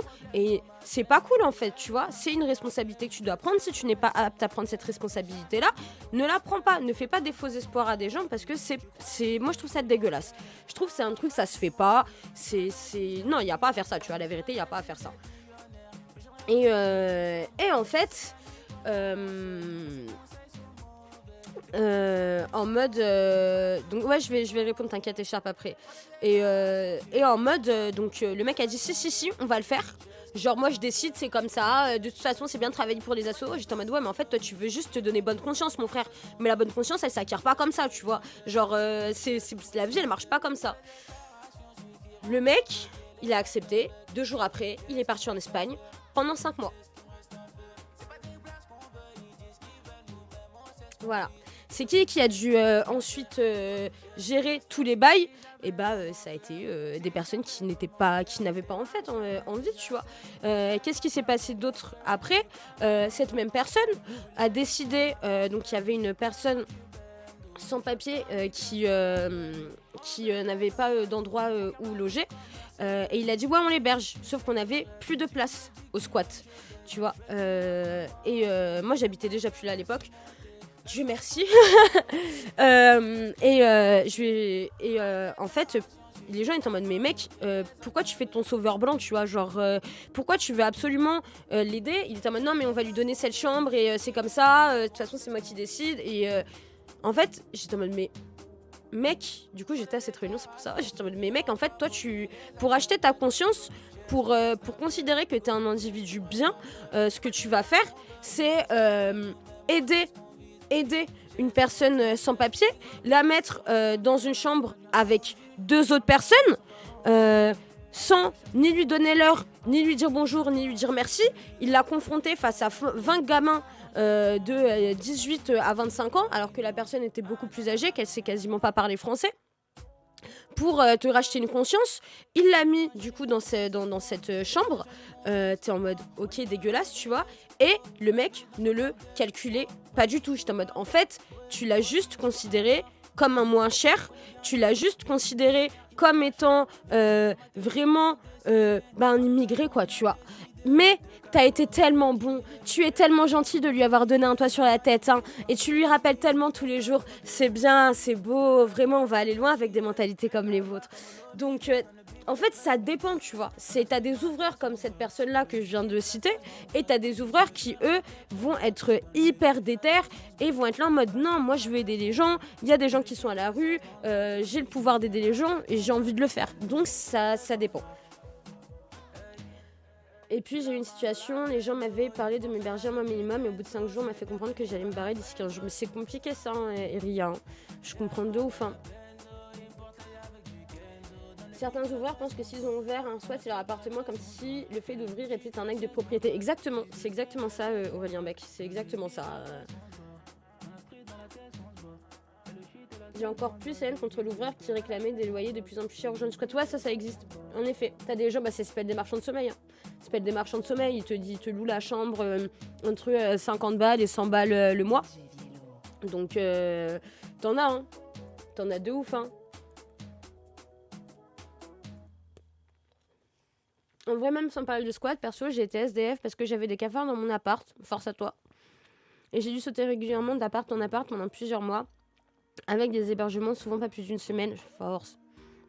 Et c'était épuisant, fallait tout le temps anticiper pour pas se retrouver à la rue. À peine tu viens de débarquer, Ouais. Bah ouais, hein. C'était...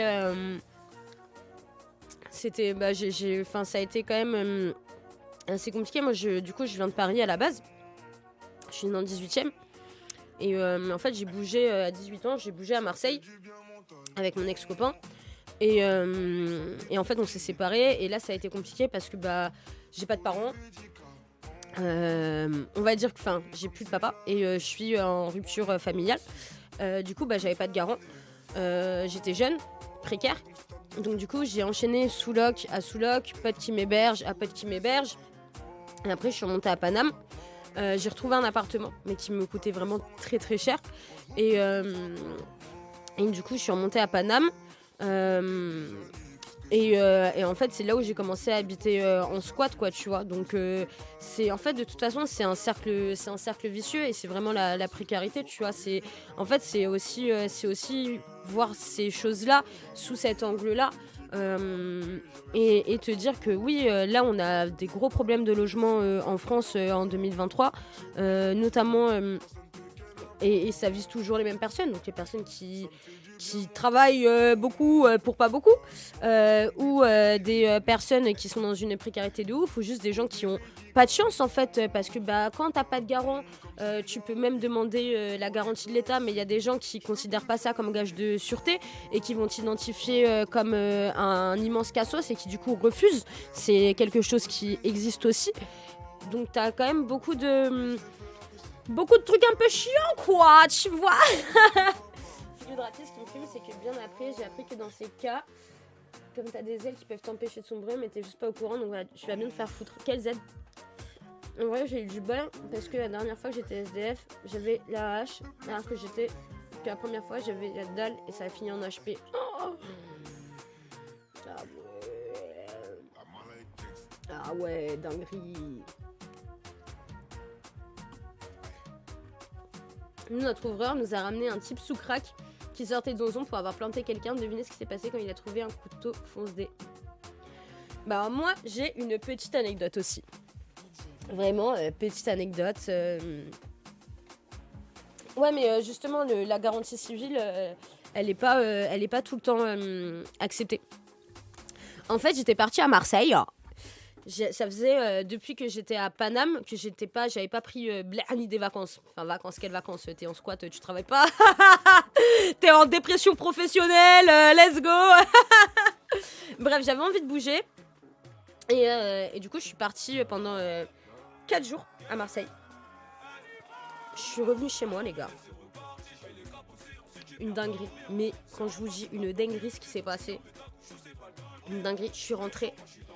Il y avait 2 SDF qui dormaient dans mon lit avec leur chien. Mais genre l'enfer, une odeur. T'as peur. Terrifiant. Genre je suis rentrée, j'étais épuisée. J'avais passé 4 jours à faire plein de trucs à Marseille, machin. Je reviens, mon frère. J'ouvre ma porte, je sens l'odeur, je suis en mode non. Je ferme la porte, je regarde mon pote, je dis j'ai plus de chambre. Et ces mecs-là, c'était des mecs qu'on connaissait ni d'Adam ni d'Ève. Mais t'as ça, hein, c'était des gens, on les connaissait ni d'Adam ni d'Ève. c'était le pote d'un pote avec qui notre ouvreur avait bossé. Enfin bref, on les connaissait pas, quoi.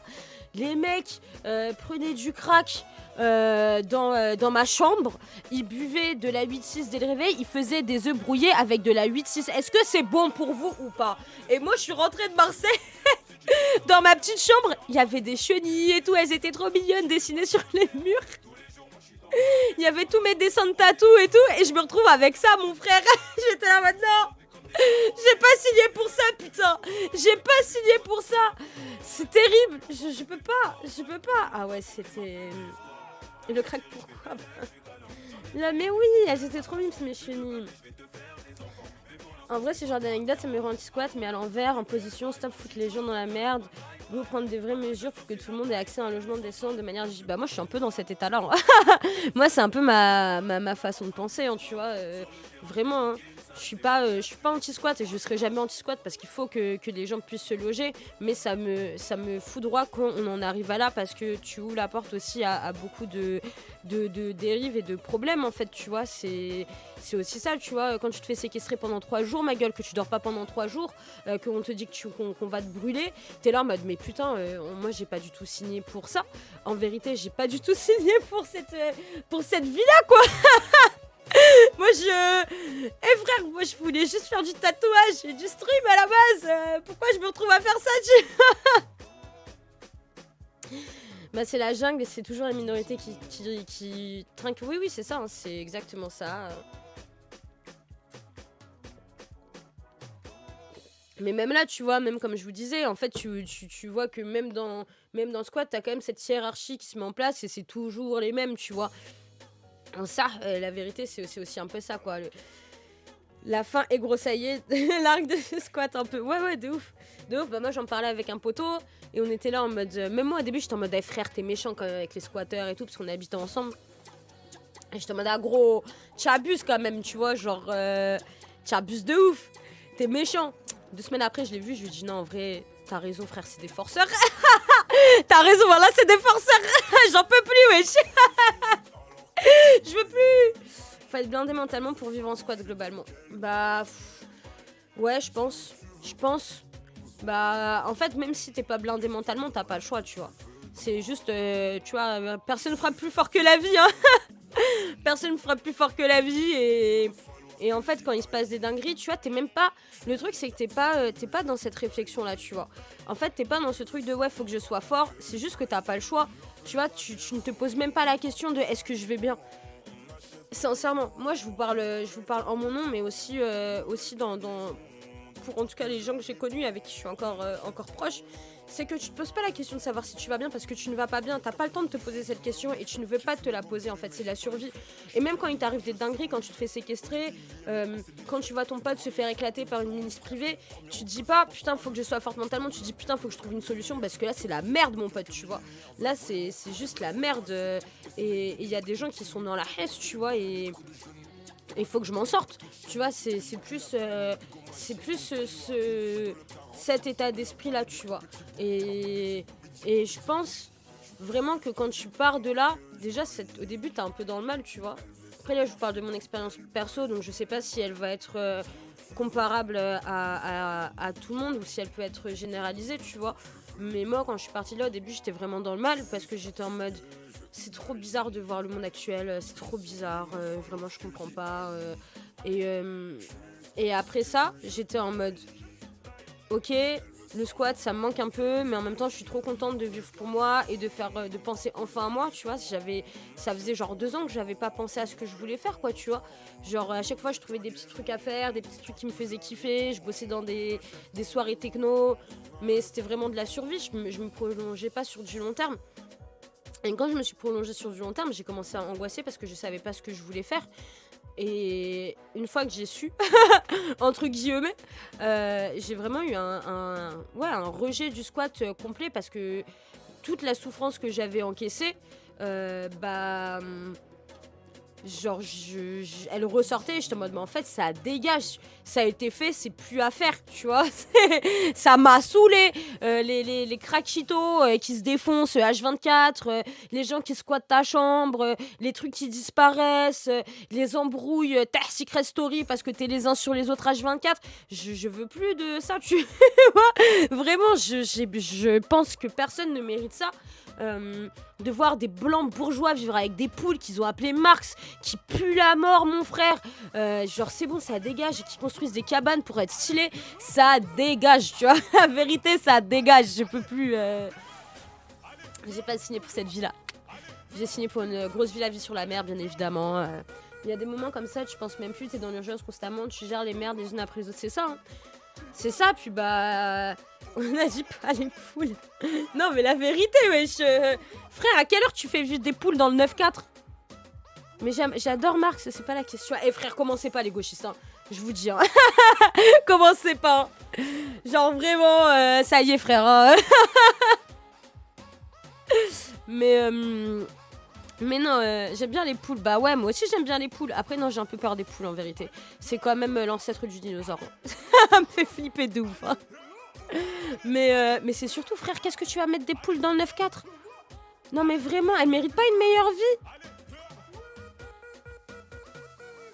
En vrai, il y a masse de poules dans le 9-4. Mais moi, ça me choque de ouf. Hein. Désolé, hein, vraiment, t'es là avec tes. J'aime pas les poulets, moi non plus, j'aime pas les poulets. Mais non, en vérité, t'es là, tu fonces des H24, mon frère, tu prends 2 poules, tu changes même pas leur je sais pas comment on appelle ça, leur foin ou je sais pas quoi, tu vas même pas chercher leurs œufs, t'attends qu'elles crèvent, il y en a une tellement elle avait même plus de poils, là, de plumes sur son cou. Wesh, Miskina, c'est terrible, vraiment, elle mérite une meilleure vie que ça, cette poule. Voilà dans le 7-7, elle va kiffer sa life, tu vois. Pas à côté du RER, je sais pas. Appeler une poule 13-12, ça c'est méta, oui, un petit peu. Ça dépend de la taille du parc qu'elles ont en vrai, bah je sais pas trop. Une poule qu'ils ont appelée Max, on a un niveau élevé de psychédélica. Ouais, non mais vraiment. C'est quasi des pigeons. Non mais frère, la vérité, oh, moi elles m'ont traumatisé ces poules. Hein. Elles vont traumatiser. Et après, tu vas voir, il y a des gens, wesh, c'est leur daron. Vas-y, en fait, là, je me vénère, tu vois. Mais il y a des gens, leurs darons, ils sont aisés et tout. Ils ont tapé un caprice, ils ont 18 ans et ils se retrouvent à faire la manche en faisant des dessins de merde. Et ils vont dans le marais faire la manche. J'étais en mode, mais HM un peu, tu vois. Frère, vous avez pas honte? Vous avez pas honte de faire des bails comme ça, mon frère? Genre, il y a des gens, ils sont là, ils se lèvent à 6h du matin pour aller charbonner. Il y a des gens, ils sont en turbodépression, ils arrivent pas à travailler. Toi, t'es là, t'es daron, ils ont voulu te payer des écoles. Genre, ils te kiffent de ouf. T'es même pas en rupture familiale, tu vois. C'est même pas que t'es en rupture familiale, parce que ça, c'est encore quelque chose d'autre, tu vois. C'est, vas-y, ça, on est personne pour juger les gens. Mais, gros, pourquoi tu te fais le miskin comme ça, en mode d'aller faire la manche pour vendre tes toiles? Non, vraiment. Moi, je suis dépassée, wesh. Les artistes mythos du squat, ça donne quoi? T'entends quoi par les artistes mythos du squat dans ça? Après, c'est signe que ça va mal, même si les bourgeois deviennent comme ça. Non, moi je pense que les bourgeois, je sais pas si c'est vraiment le signe que la société va mal. Je pense que les gens, ils aiment bien. Tu vois la phrase de PNL, la misère est si belle. Je pense qu'ils l'interprètent en mode fantasme de la misère, en mode on va voir ce que ça donne parce que nous, dans notre vie, tout va plus ou moins bien et j'ai envie d'avoir le grand frisson. Et sauf que c'est un grand manque de respect pour les gens qui sont dans cette précarité et qui sont dans cette misère-là, tu vois. C'est vraiment de la fétichisation, comme le dit Jane, de cette misère, en fait, tu vois. Genre, désolé, moi, je ne pourrais jamais respecter un gros connard de mec blanc hétéro cis qui a des parents pleins des thunes, qui ont voulu lui payer une école qui kiffe, en plus, tu vois. Et dans le but de faire des tableaux de merde, artistes éclatés au sol, ouais, je suis méprisante, j'ai pas de galère. Et qui va aller faire la manche dans le marais, quoi, tu vois. Enfin, je suis désolée, je ne peux pas respecter les gens comme ça parce que tous les jours de leur vie, ces gens-là me crachent dessus. C'est comme ça, tu vois. Genre, la vérité, c'est ça. C'est que tous les jours de leur vie, cette personne, quand elle se réveille à 14h et qu'elle a de la thune pour aller faire ses courses, qu'elle a de la thune pour aller s'acheter des cigarettes, qu'elle a de la thune pour faire toute sa life, décide de son plein gré de refuser l'argent de ses parents. Ça veut dire qu'il a le luxe de refuser l'argent de ses parents pour aller faire un tableau éclaté au sol sa mère et ensuite décider pour le vendre faire la manche. Genre désolé, tu vois, à quel moment c'est pas une violence extrême de faire ça quand à côté de ça t'as des gens, que ce soit moi ou d'autres personnes, parce qu'il y a pas que moi, tu vois, il y a plein d'autres personnes qui sont dans ma situation, il y en a plein. Moi, quand je vous ai dit, oui, il y a énormément de bourgeois bandeurs de prolos, mais il y avait aussi des gens qui étaient dans une vraie précarité, qui étaient dans une vraie dépression, qui n'avaient pas le choix que d'être là, tu vois. À quel moment de voir des gens comme ça, ou des mecs qui se disent profèmes, conséquents, bandeurs de ACAB, alors qu'ils n'ont jamais eu à affronter la police parce qu'ils sont blancs, hétéros, cis, et que ils peuvent s'embrouiller avec la police sans avoir des conséquences, ou du moins très peu. À quelle heure de vivre avec des gens comme ça, c'est pas une violence de ouf, tu vois, c'est une violence extrême. Et surtout, c'est un mépris qui est extrême, parce que quand tu leur parles de ta précarité, quand tu leur parles de ta souffrance, eux, ils ne le voient pas, ils n'arrivent pas à le comprendre, et ça devient de plus en plus compliqué, quoi, tu vois. Ils savent qu'ils ont toujours un filet de sécurité, donc ils s'en foutent. Bah ouais, c'est ça, hein. Il suffit de voir les biographies des artistes bourgeois connus, là, ils font toujours carré qu'ils viennent d'une famille de prolos. Ah ouais, non mais... Ça, Arthur, on se sait Vraiment, on se sait, hein. Il y en a des histoires à raconter, hein. Il y en a de ouf, hein. Mais ouais, après voilà. Est-ce que vous avez des questions? Bonjour, Daf Pujadas, Selem, un pseudo-tapeur, Selem les gauchistes, j'espère que ça va. J'espère que vous kiffez en vrai, hein, que je suis pas trop éparpillée dans ce que je dis, que je suis pas en mode trop zéhef dans ce que je dis, parce que en fait, voilà, le squat ça a quand même été un bon moment. Tu vois, la vérité, il y a eu des moments qui étaient hyper cool. On a fait des mariages dans des squats, tu vois. On a célébré des trucs de ouf. On a passé des moments incroyables. Mais à côté de ça, on a aussi vraiment vécu des moments terribles. Trop bien ce que tu ramènes ce sujet-là comme ça, en vrai. Bah, je pense que c'est important, tu vois. Je pense que c'est important. Après, j'ai vraiment envie d'apporter de la nuance et de dire oui, tout le monde n'est pas pareil, mais ça reste quand même très ça, quoi, tu vois. Drapi Wissam, moi, elle fait son setup à l'heure. Let's go! Voilà, Wissam, je t'ai grand remplacé, mon frère. Ah non, merde, on est ensemble, merde. Ah ouais. Désolé, mon frère. Ton protocole pour arriver où tu en es, comment tu as fait pour habiter où tu habites en ce moment? Alors, comment ça pour arriver où j'en suis? Parce que moi, j'ai l'impression d'être nulle part. Non, voilà, faites des dons déjà. Meuf, t'es basée de première main. Merci beaucoup, merci. Le grand remplacement entre décoloniaux, c'est un concept. Mais non, en fait, on s'associe pour tous vous grand remplacer, bien évidemment. Alors d'abord, je suis née, mais ça, j'avoue, je me souviens plus très bien. Ensuite, non, moi j'ai grandi à Paname. J'ai grandi je suis née dans le 18e.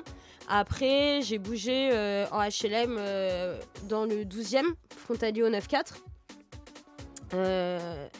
Après, vous voulez qu'on a toute ma life? Allez, let's go. Tu es plus en squat, comment tu as fait pour avoir cet appartement? Alors... comme je l'ai dit, en fait, c'est une pote à moi, une amie à moi, du coup, avec qui, en plus, je fais du tatou aussi. Et avec qui j'avais... Merci beaucoup, Artillerie Lourde, pour le raid. Let's go. Le raid. Let's go. Du coup, en fait, Donc j'ai habité au squat pendant 2 ans. Et بصحتك le stream. بصحتك le squat. Donc ouais, j'ai habité en squat pendant 2 ans et demi, mais moi j'avais toujours dit que je voulais me tailler du squat, sauf que j'avais pas les moyens. Et en fait j'ai une pote qui m'a vraiment sauvé la vie et qui m'a dit qu'elle avait un truc à louer, donc c'est un grenier aménagé. Et du coup j'ai dit ok, je me taille. Et en fait j'avais plus le chômage. Donc j'ai le RSA parce que j'ai plus de 25 ans. Donc du coup je payais avec le RSA et c'était quand même grave la galère parce que j'avais un loyer, c'est un loyer quoi, tu vois. Du coup j'avais plus beaucoup de thunes après. Mais en ça, je préférais vraiment payer avec mon RSA et avoir 100 balles après pour vraiment me nourrir, tout ça, plutôt que de continuer à vivre en squat parce que la situation elle devenait vraiment très très très insupportable. Et du coup voilà, maintenant je suis à mon compte en galère. Ça bouge pas comme un cul plat, ma gueule, voilà. Mais j'échangerai ma situation pour rien au monde. Et vaut mieux un petit chez soi qu'un grand chez tout le monde drapi, c'est ça. C'est ça, puis ma maison elle est tout mims. Voilà, en vrai j'échangerai ma situation pour rien au monde. Et même d'être passé par le squat, en vrai, voilà, j'ai rencontré des gens incroyables. J'ai connu des galères de ouf aussi. Mais j'avais pas le choix et je préfère en avoir, même si et c'est bon gros, ça y est, ça dégage. Je préfère me dire que voilà, c'est moi, c'est ma vie, elle a été comme ça et c'est cool aussi quoi, tu vois. Je pense que de toute façon j'aurais pas eu d'autre solution, tu vois. Vivre chez des potes de droite à gauche, c'est jamais trop une solution aussi. T'es quand même SDF, tu vois, en soi, tu vois.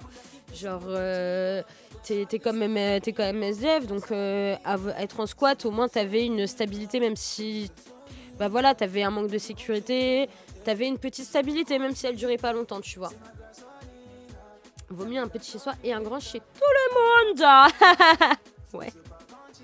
Ouais, c'est ça, ouais. Moi, je préfère un grand chez moi, mais après, au calme. Inch'Allah.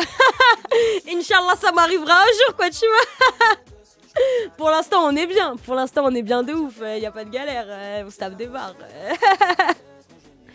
Mais ouais, je sais pas. Est-ce que je pourrais vous raconter des anecdotes moi, faudrait que je réfléchisse. J'en ai plein des anecdotes. En vrai, il s'en est passé des choses en 3 ans. On a fait les clips de Simka et Captain Roshi. Voilà, ça c'était une anecdote. Pendant la séquestration. Voilà, ça a été une petite anecdote. En mode... En gros, donc on s'était fait... Il y avait des mecs qui étaient venus pour réquisitionner le squat, qui nous a dit « Ouais, vous venez pas de Montreuil, donc ça dégage, nanana, on bougera pas. » Sauf qu'en fait, le dimanche, donc ils sont arrivés le vendredi. Et nous, le dimanche, on avait le clip de Simika et Captain Roshi. Donc ils sont des rappeurs, pour ceux qui connaissent pas. Et en fait, on voulait... coucou à Potato Bull. Et on voulait absolument annuler le clip parce qu'on était en mode de frère, c'est chaud de ouf, on va avoir des figurants et tout. Et en ça, on peut pas prendre ce risque-là, tu vois, si ça dégénère et tout. Sauf que la meuf du clip, elle était en mode non, on peut pas, on n'a pas d'autre lieu, faut qu'on fasse le clip là. On était en mode ah ouais, d'accord, ok, dinguerie.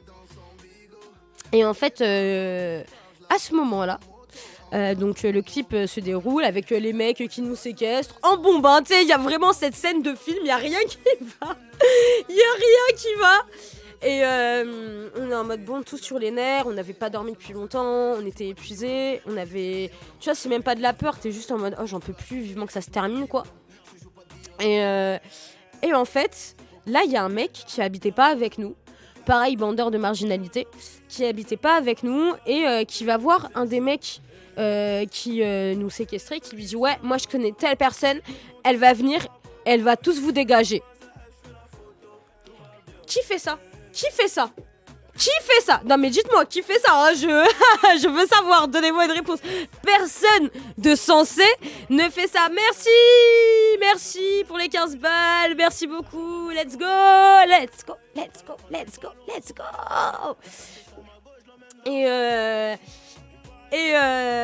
Worst move. Worst move de ouf. Le mec se taille. Ok.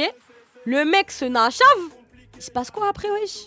Y a pas 15 bougs, je mens 20 bougs qui arrivent 10 minutes après, je ne vous mens pas, 10 minutes après, 20 bougs qui arrivent, des armoires à glace. T'as peur, mon gars, mais t'as peur, t'es terrorisé tellement c'était...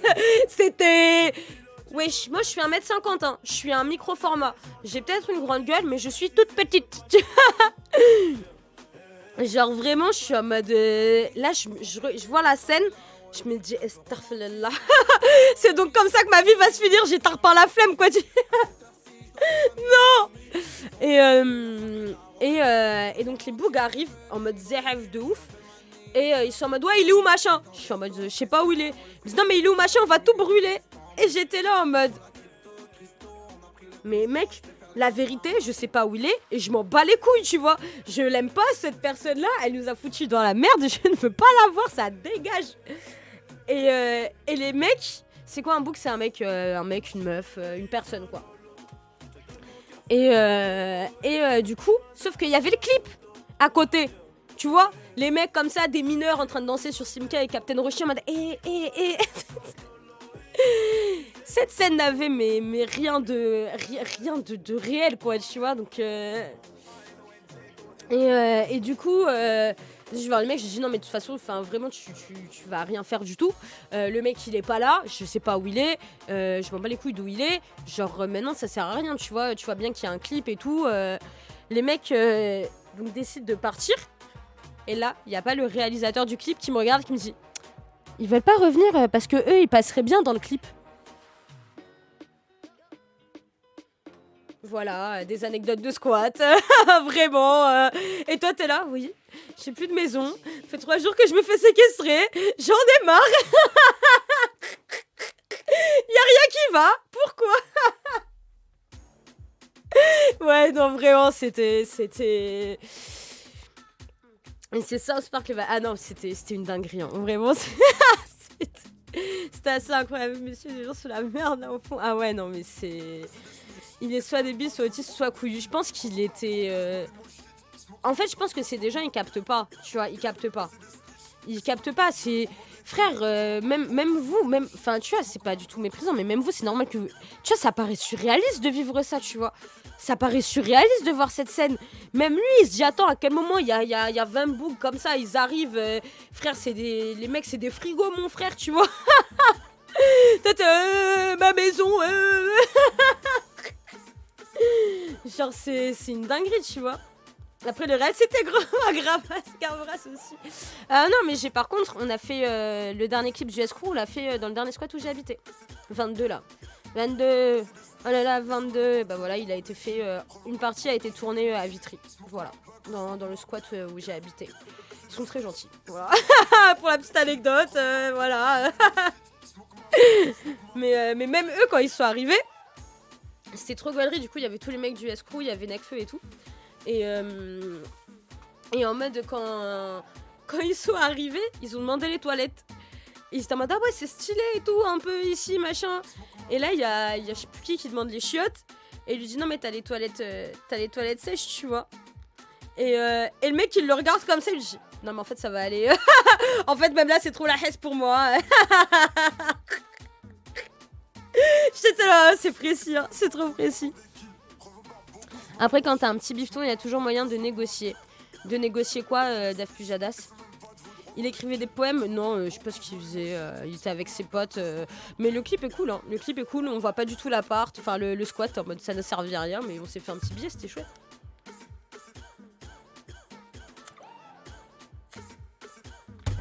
Mais négocier quoi? C'est ça que je comprends pas, Daf Pujadas. Merci beaucoup en tout cas pour les dons, les gars. Merci beaucoup pour les grévistes. C'est vraiment super chouette. En ça, merci beaucoup. J'espère que ça vous intéresse ce que je dis. Hein. Ça faisait longtemps que j'avais pas parlé du squat. Ce sera la dernière fois que j'en parlerai, je pense. Mais ouais, j'espère que pour les clips, la manière à glace, Ah oui, non, mais en fait, les armoires à glace, t'as pas du tout envie de les voir, tu vois. Et en plus, moi, c'était. En fait, moi, je comprends aussi leur façon de faire à eux, tu vois. On leur dit, vas-y. On leur dit, vas-y, ma gueule, là, il y a telle personne qui a menacé ton poteau. Toi, tu vas. Genre, moi, je comprends complètement leur logique à eux, hein. Mais j'ai pas du tout envie qu'ils restent à côté de moi. Vraiment pas. J'ai pas du tout envie. Mais écoute, pour les personnes qui n'ont jamais idée de ce genre de bail, ça permet de mieux comprendre. Ouais, c'est ça. J'espère que ça vous permet de comprendre un peu plus, tu vois. J'espère être assez... Je sais pas, j'espère que ça a un peu de sens ce que je dis. J'arrive pas trop à savoir. Ça s'est débloqué comment la séquestration? On s'est barré en même temps que la fin du clip. Voilà, on en a profité de la fin du clip pour se barrer. Et quand je me suis barrée, il y a un des mecs qui m'a dit « Tu veux de l'aide pour prendre tes affaires ?» J'étais en mode « Vraiment, ferme ta gueule. Vraiment, ferme ta gueule. » En vrai, Dravid, t'es là, t'as 165 personnes. Tu pourrais faire des conférences. Oui, bien sûr, ouais. Non, je sais pas, j'ai pas les viewers sur le OBS, donc je sais pas combien vous êtes. 265. Ah ouais, putain, vous êtes beaucoup, hein. Vous êtes beaucoup pour entendre une fatiguée comme moi, oui, c'est une dinguerie, hein. Merci beaucoup, ça fait zizir, les gars, ça fait zizir de ouf. Bah moi, après le lore du squat, je connais ma Montpellier, donc ça doit un peu changer par la taille des squats parisiens. Je pense que ça pas tant que ça, hein. Ça up, let's go. Non, je pense que c'est un peu les mêmes bails. Après, tu vois, par exemple, Marseille, moi j'ai connu qu'un seul squat là-bas parce que bah t'as des grosses milices privées. Je sais plus qui disait ça dans le chat, je crois que c'était Elsa. Mais bonjour Davidos. Mais de toute façon, t'as des grands et t'as des petits squats partout, tu vois. Nous, on avait des potos qui avaient une toute petite maison, trop mignonne. Ils étaient 4, tu vois. Bon, là tu vis ta best life, ta vie d'aloca, quoi, tu vois. Les vraies sauces IMO, c'est les squats de campagne où t'as pas de plan B facilement. Ouais, je pense. À Toulouse, il me semble qu'il y a un squat qui a duré 10 ans. Ah ouais, let's go. Non, je suis de Paris. Paris, je suis une Parisienne. Un peu marseillaise. T'as grave vécu à ton âge, on entend que c'est pas mal violent. Quand même, toutes ces affaires. Respect à toi, merci beaucoup. Merci. Bah après, c'est la vie, hein. J'ai envie de vous dire. Hein. Paris plein de rats. Est-ce que j'ai une tête de rat? Regarde, y a que des stars à Paname, wesh. Y a moi, wesh. À Montpellier, j'allais dans des squats vieux de 30 pour l'un et 15 ans pour l'autre. Mais t'as plein de squats qui... bah après, c'est sûrement des squats qui peuvent être conventionnés aussi. Le squat conventionné, c'est quand tu fais un accord avec la mairie, tu vois. Quand tu fais un accord avec la mairie, en gros, et du coup, ils conventionnent ton squat. Et du coup, tu payes que très peu de trucs. Tu payes des charges, je crois, mais je pourrais pas trop vous dire en vérité. Et par exemple, nous, notre premier squat qu'on a eu, c'était... on pouvait être conventionné, sauf qu'ils nous demandaient, en gros, je crois qu'il y avait de l'amiante dans le toit, mais c'était pas vraiment sûr. Et du coup, ils nous demandaient de désamianter le toit et ça coûtait je ne sais plus combien de milliers d'euros qu'on avait bien évidemment pas. Du coup, on n'a pas pu faire conventionner le squat, quoi, tu vois. Hop, je l'ai snipé le macroniste. Ah, je l'ai pas vu. Je suis un peu deck, j'aurais bien aimé l'insulter. Mais en ça, ouais, je pense que tu peux faire conventionner des squats. T'as des squats qui ont existé depuis 30 ans. T'as des squats d'ailleurs, il y a, je crois que je sais plus quel squat incroyable à fermer, mais qui était là depuis longtemps. On fait qui... Oui. Non, mais au calme, Manu. Bravo les modos, let's go. Mais... T'en as connu personnellement des squats conventionnés? Bah, vous avez par exemple donc c'était un ancien squat qui est dans... alors attendez, faut que je me concentre. Qui est à la Villette. C'est un squat qui est à la Villette et du coup maintenant il est conventionné et il est en train d'être réouvert pour faire une espèce d'accueil de bouffe, machin, nanani, nanana. Mais squat à Barcelone, apparemment c'est un autre monde en Italie aussi. Ouais, mais vas-y, tu vois. En fait, le truc aussi, c'est que j'ai connu tellement de gens, mais vraiment, Tarsar, tu vois, tellement de gens bandeurs, de ZAD, de merde là, qui vont en Espagne, enfin tu vois, en mode frère circassien, machin, alors que tu connais absolument rien à cette culture, tu vois, t'en as rien à foutre, et dès que t'as un problème, t'es bien content, tu reviens en France, quoi, tu vois. T'es en mode, ah non, mais en fait, la marginalité, c'est pas bien, j'aime bien la sécu. Mais bon, j'habite dans ce squat, je suis quand même un peu une droitarde mentale. Tu vois, ça y est, on les connaît, wesh. C'est. Je sais plus, j'étais planté, mais non, je connaissais que le mec. Mais bon, donc. Mais je crois, ouais, c'est un autre lore. Après, moi, vas-y, moi, vous savez, j'aime pas trop. Les gens, Michel, Serwell, j'ai du mal. Les bandeurs de Van Life, j'ai du mal. J'ai du mal avec beaucoup de choses. Mais je suis un peu sympa. Wallah, en vrai, je suis un peu sympa. Mais j'ai du mal avec beaucoup de trucs. Squat de migrants, c'est un autre délire aussi. Personne parle, c'est vraiment la même langue. Ouais, alors nous, par exemple, donc le squat qu'on avait donc là où j'habitais avant, j'ai un de mes potes qui est militant des coloniales, qui a du coup décidé d'aider pour ouvrir un squat pour des migrants. Et du coup, il a ouvert le squat et il passe très souvent les voir en mode. Mais c'est un autre délire. Après, le truc, c'est que c'est toujours la même chose. Est-ce que tu fais ça pour te donner. Enfin, tu vois, est-ce que tu fais ça en mode blanc sauveur, néocolon, bizarre, tu vois, ou est-ce que tu fais ça vraiment parce que t'as envie d'aider les gens, quoi, tu vois, c'est. Et que tu comprends la haisse dans laquelle ils peuvent vivre. C'est toujours la limite qui est très compliquée. Et malheureusement, une fois sur deux, ça se passe pas très bien, quoi. Les zadistes, c'est surtout des militants écolos. Ouais, j'aime pas trop les zadistes. Bon, voilà, quoi. Après, les intentions, tant que ça se ressemble pas trop bellec. Je suis pas trop d'accord, moi.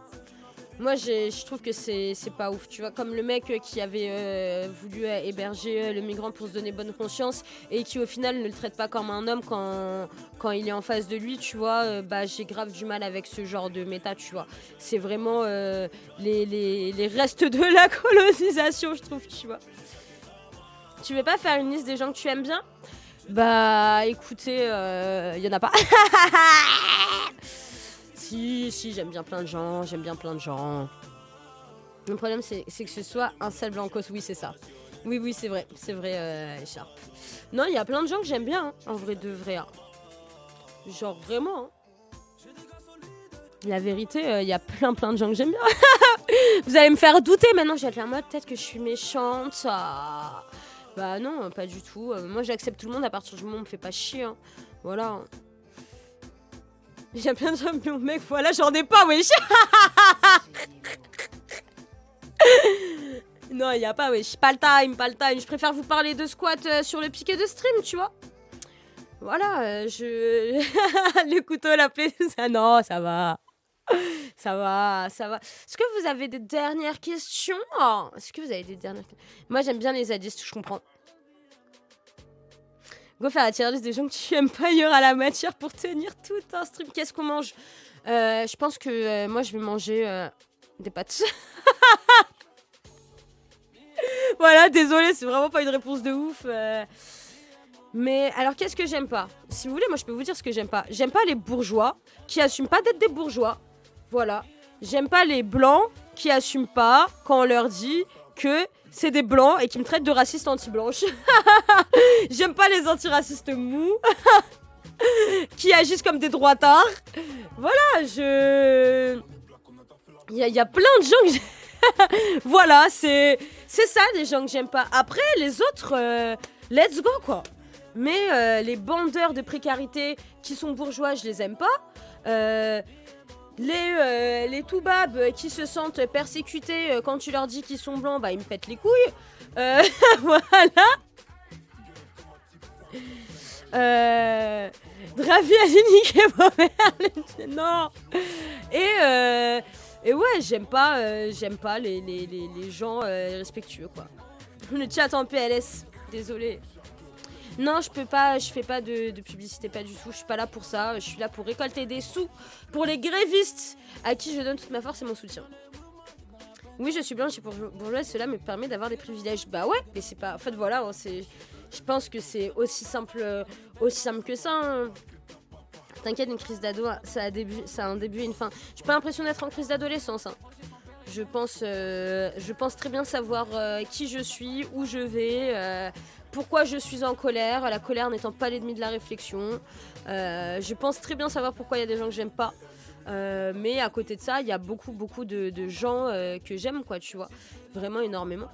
Mon cœur de bab tout est un morceau. Désolé les blancs, je vous jure, vous êtes pas tous horribles. Non, ça, tranquille. Tranquille, c'est précis ce que je dis. Mais non, est-ce que vous avez une dernière question? Note all blanc, bien sûr. Il y a un bouquin vachement intéressant écrit par Lilian Thuram. Oui, je le connais. Il est vraiment chouette, il est vraiment chouette ce bouquin. Bah, de toute façon, c'est des questions qui sont très importantes, mais on va pas les aborder aujourd'hui. Hein, la question de l'impérialisme blanc, de la décolonisation, du féminisme décolonial, tout ça, on va pas aborder ça aujourd'hui. Peut-être un autre jour, Inch'Allah. Hein. Après, partagez bien.